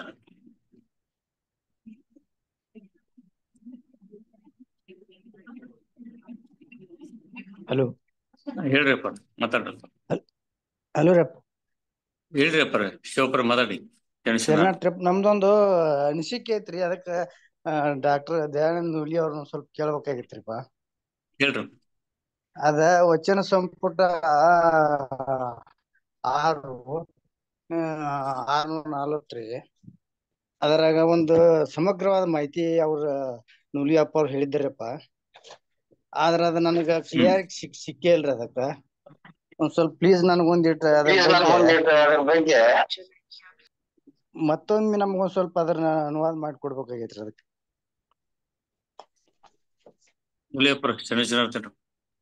ಅದೇ ಯಾವ ವಚನ, ಯಾವ್ದು ವಚನ ಅಂತ ಅವರು ನಮ್ ಕೊಟ್ರೆ ಹೇಳ್ತೀನಿ, ನಾನು ಅರ್ಥ ಮಾಡ್ಕೊಡ್ತೀನಿ. ಹೇಳ್ತೇನ್ರಪ್ಪ. ಹೇಳಿ ಅಣ್ಣ.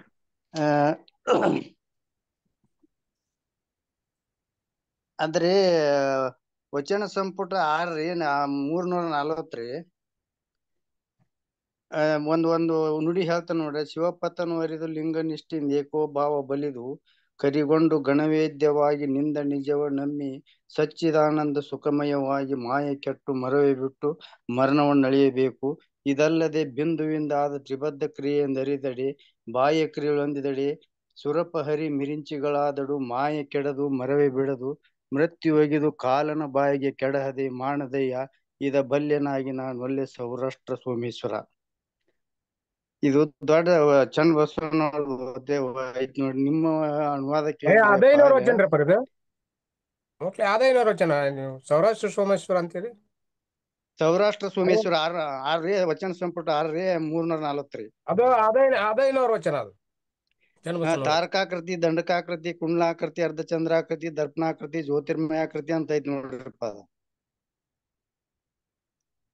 ಅದ್ರಾಗ ಬಾಳ ಸಮಗ್ರವಾದ ಮಾಹಿತಿ ಐತ್ರಿ. ಇನ್ನೊಮ್ಮೆ ನಮ್ಗೆ ಯಾವಾಗ ನಿಮ್ಮ ನೂಲಿ ವ್ಯಾಪಾರ ಕಡೆ ನಾವು ಸ್ವಲ್ಪ ಯಾವಾಗ ಅನುಕೂಲ ಮಾಡಿ ಕೊಡ್ತಿರೋ ನಮ್ಗ ಇದೊಮ್ಮೆ ನಮ್ ಮನವಿ ಐತ್ರಿ. ಅದ್ರ ಬಗ್ಗೆ ನಮಗ್ ತೃಪ್ತಿ ಆಗಿಲ್ರಿ ಅದ. ಅದಕ್ಕೆ ದಯಮಾಡಿ ನಮ್ಗೆ ಸ್ವಲ್ಪ ಅದ್ರ ಬಗ್ಗೆ ಪೂರ ರೇಣುಕಣ್ಣ ಹೇಳ್ರಿ ಪ್ರಶ್ನೆ ಸರ್. ರೇಣುಕಣ್ಣ ಅವ್ರ ಕಡೆಯಿಂದ 2 ವಚನಗಳನ್ನ ತಗೊಳ್ಳಿ ನನಗೆ ಕಳಿಸ್ಬಿಡಿ ನಾವು ಅದನ್ನ ಒಂದ್ ದಿವಸ ನಿರ್ವಚನ ಮಾಡೋಣ. ಆಯ್ತು ಆಯ್ತು ಅಣ್ಣ. ಶರಣ ಆಯ್ತು ಶರಣ. ಈಗ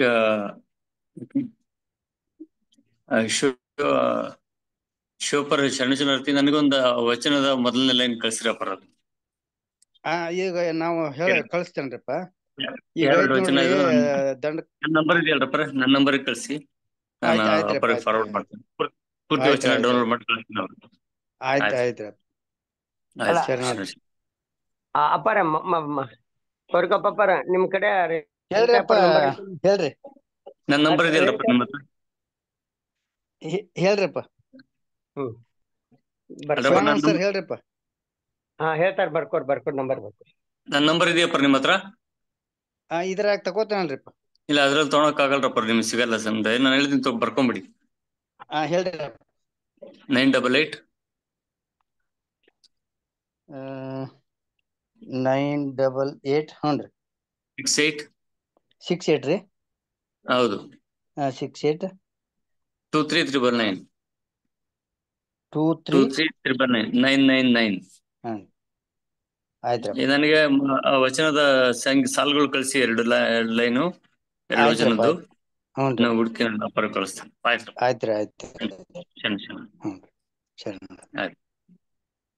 ಶಿವನದಪ್ಪರ ಏನೋ ಹೇಳಿದ್ರಿಪ್ಪ?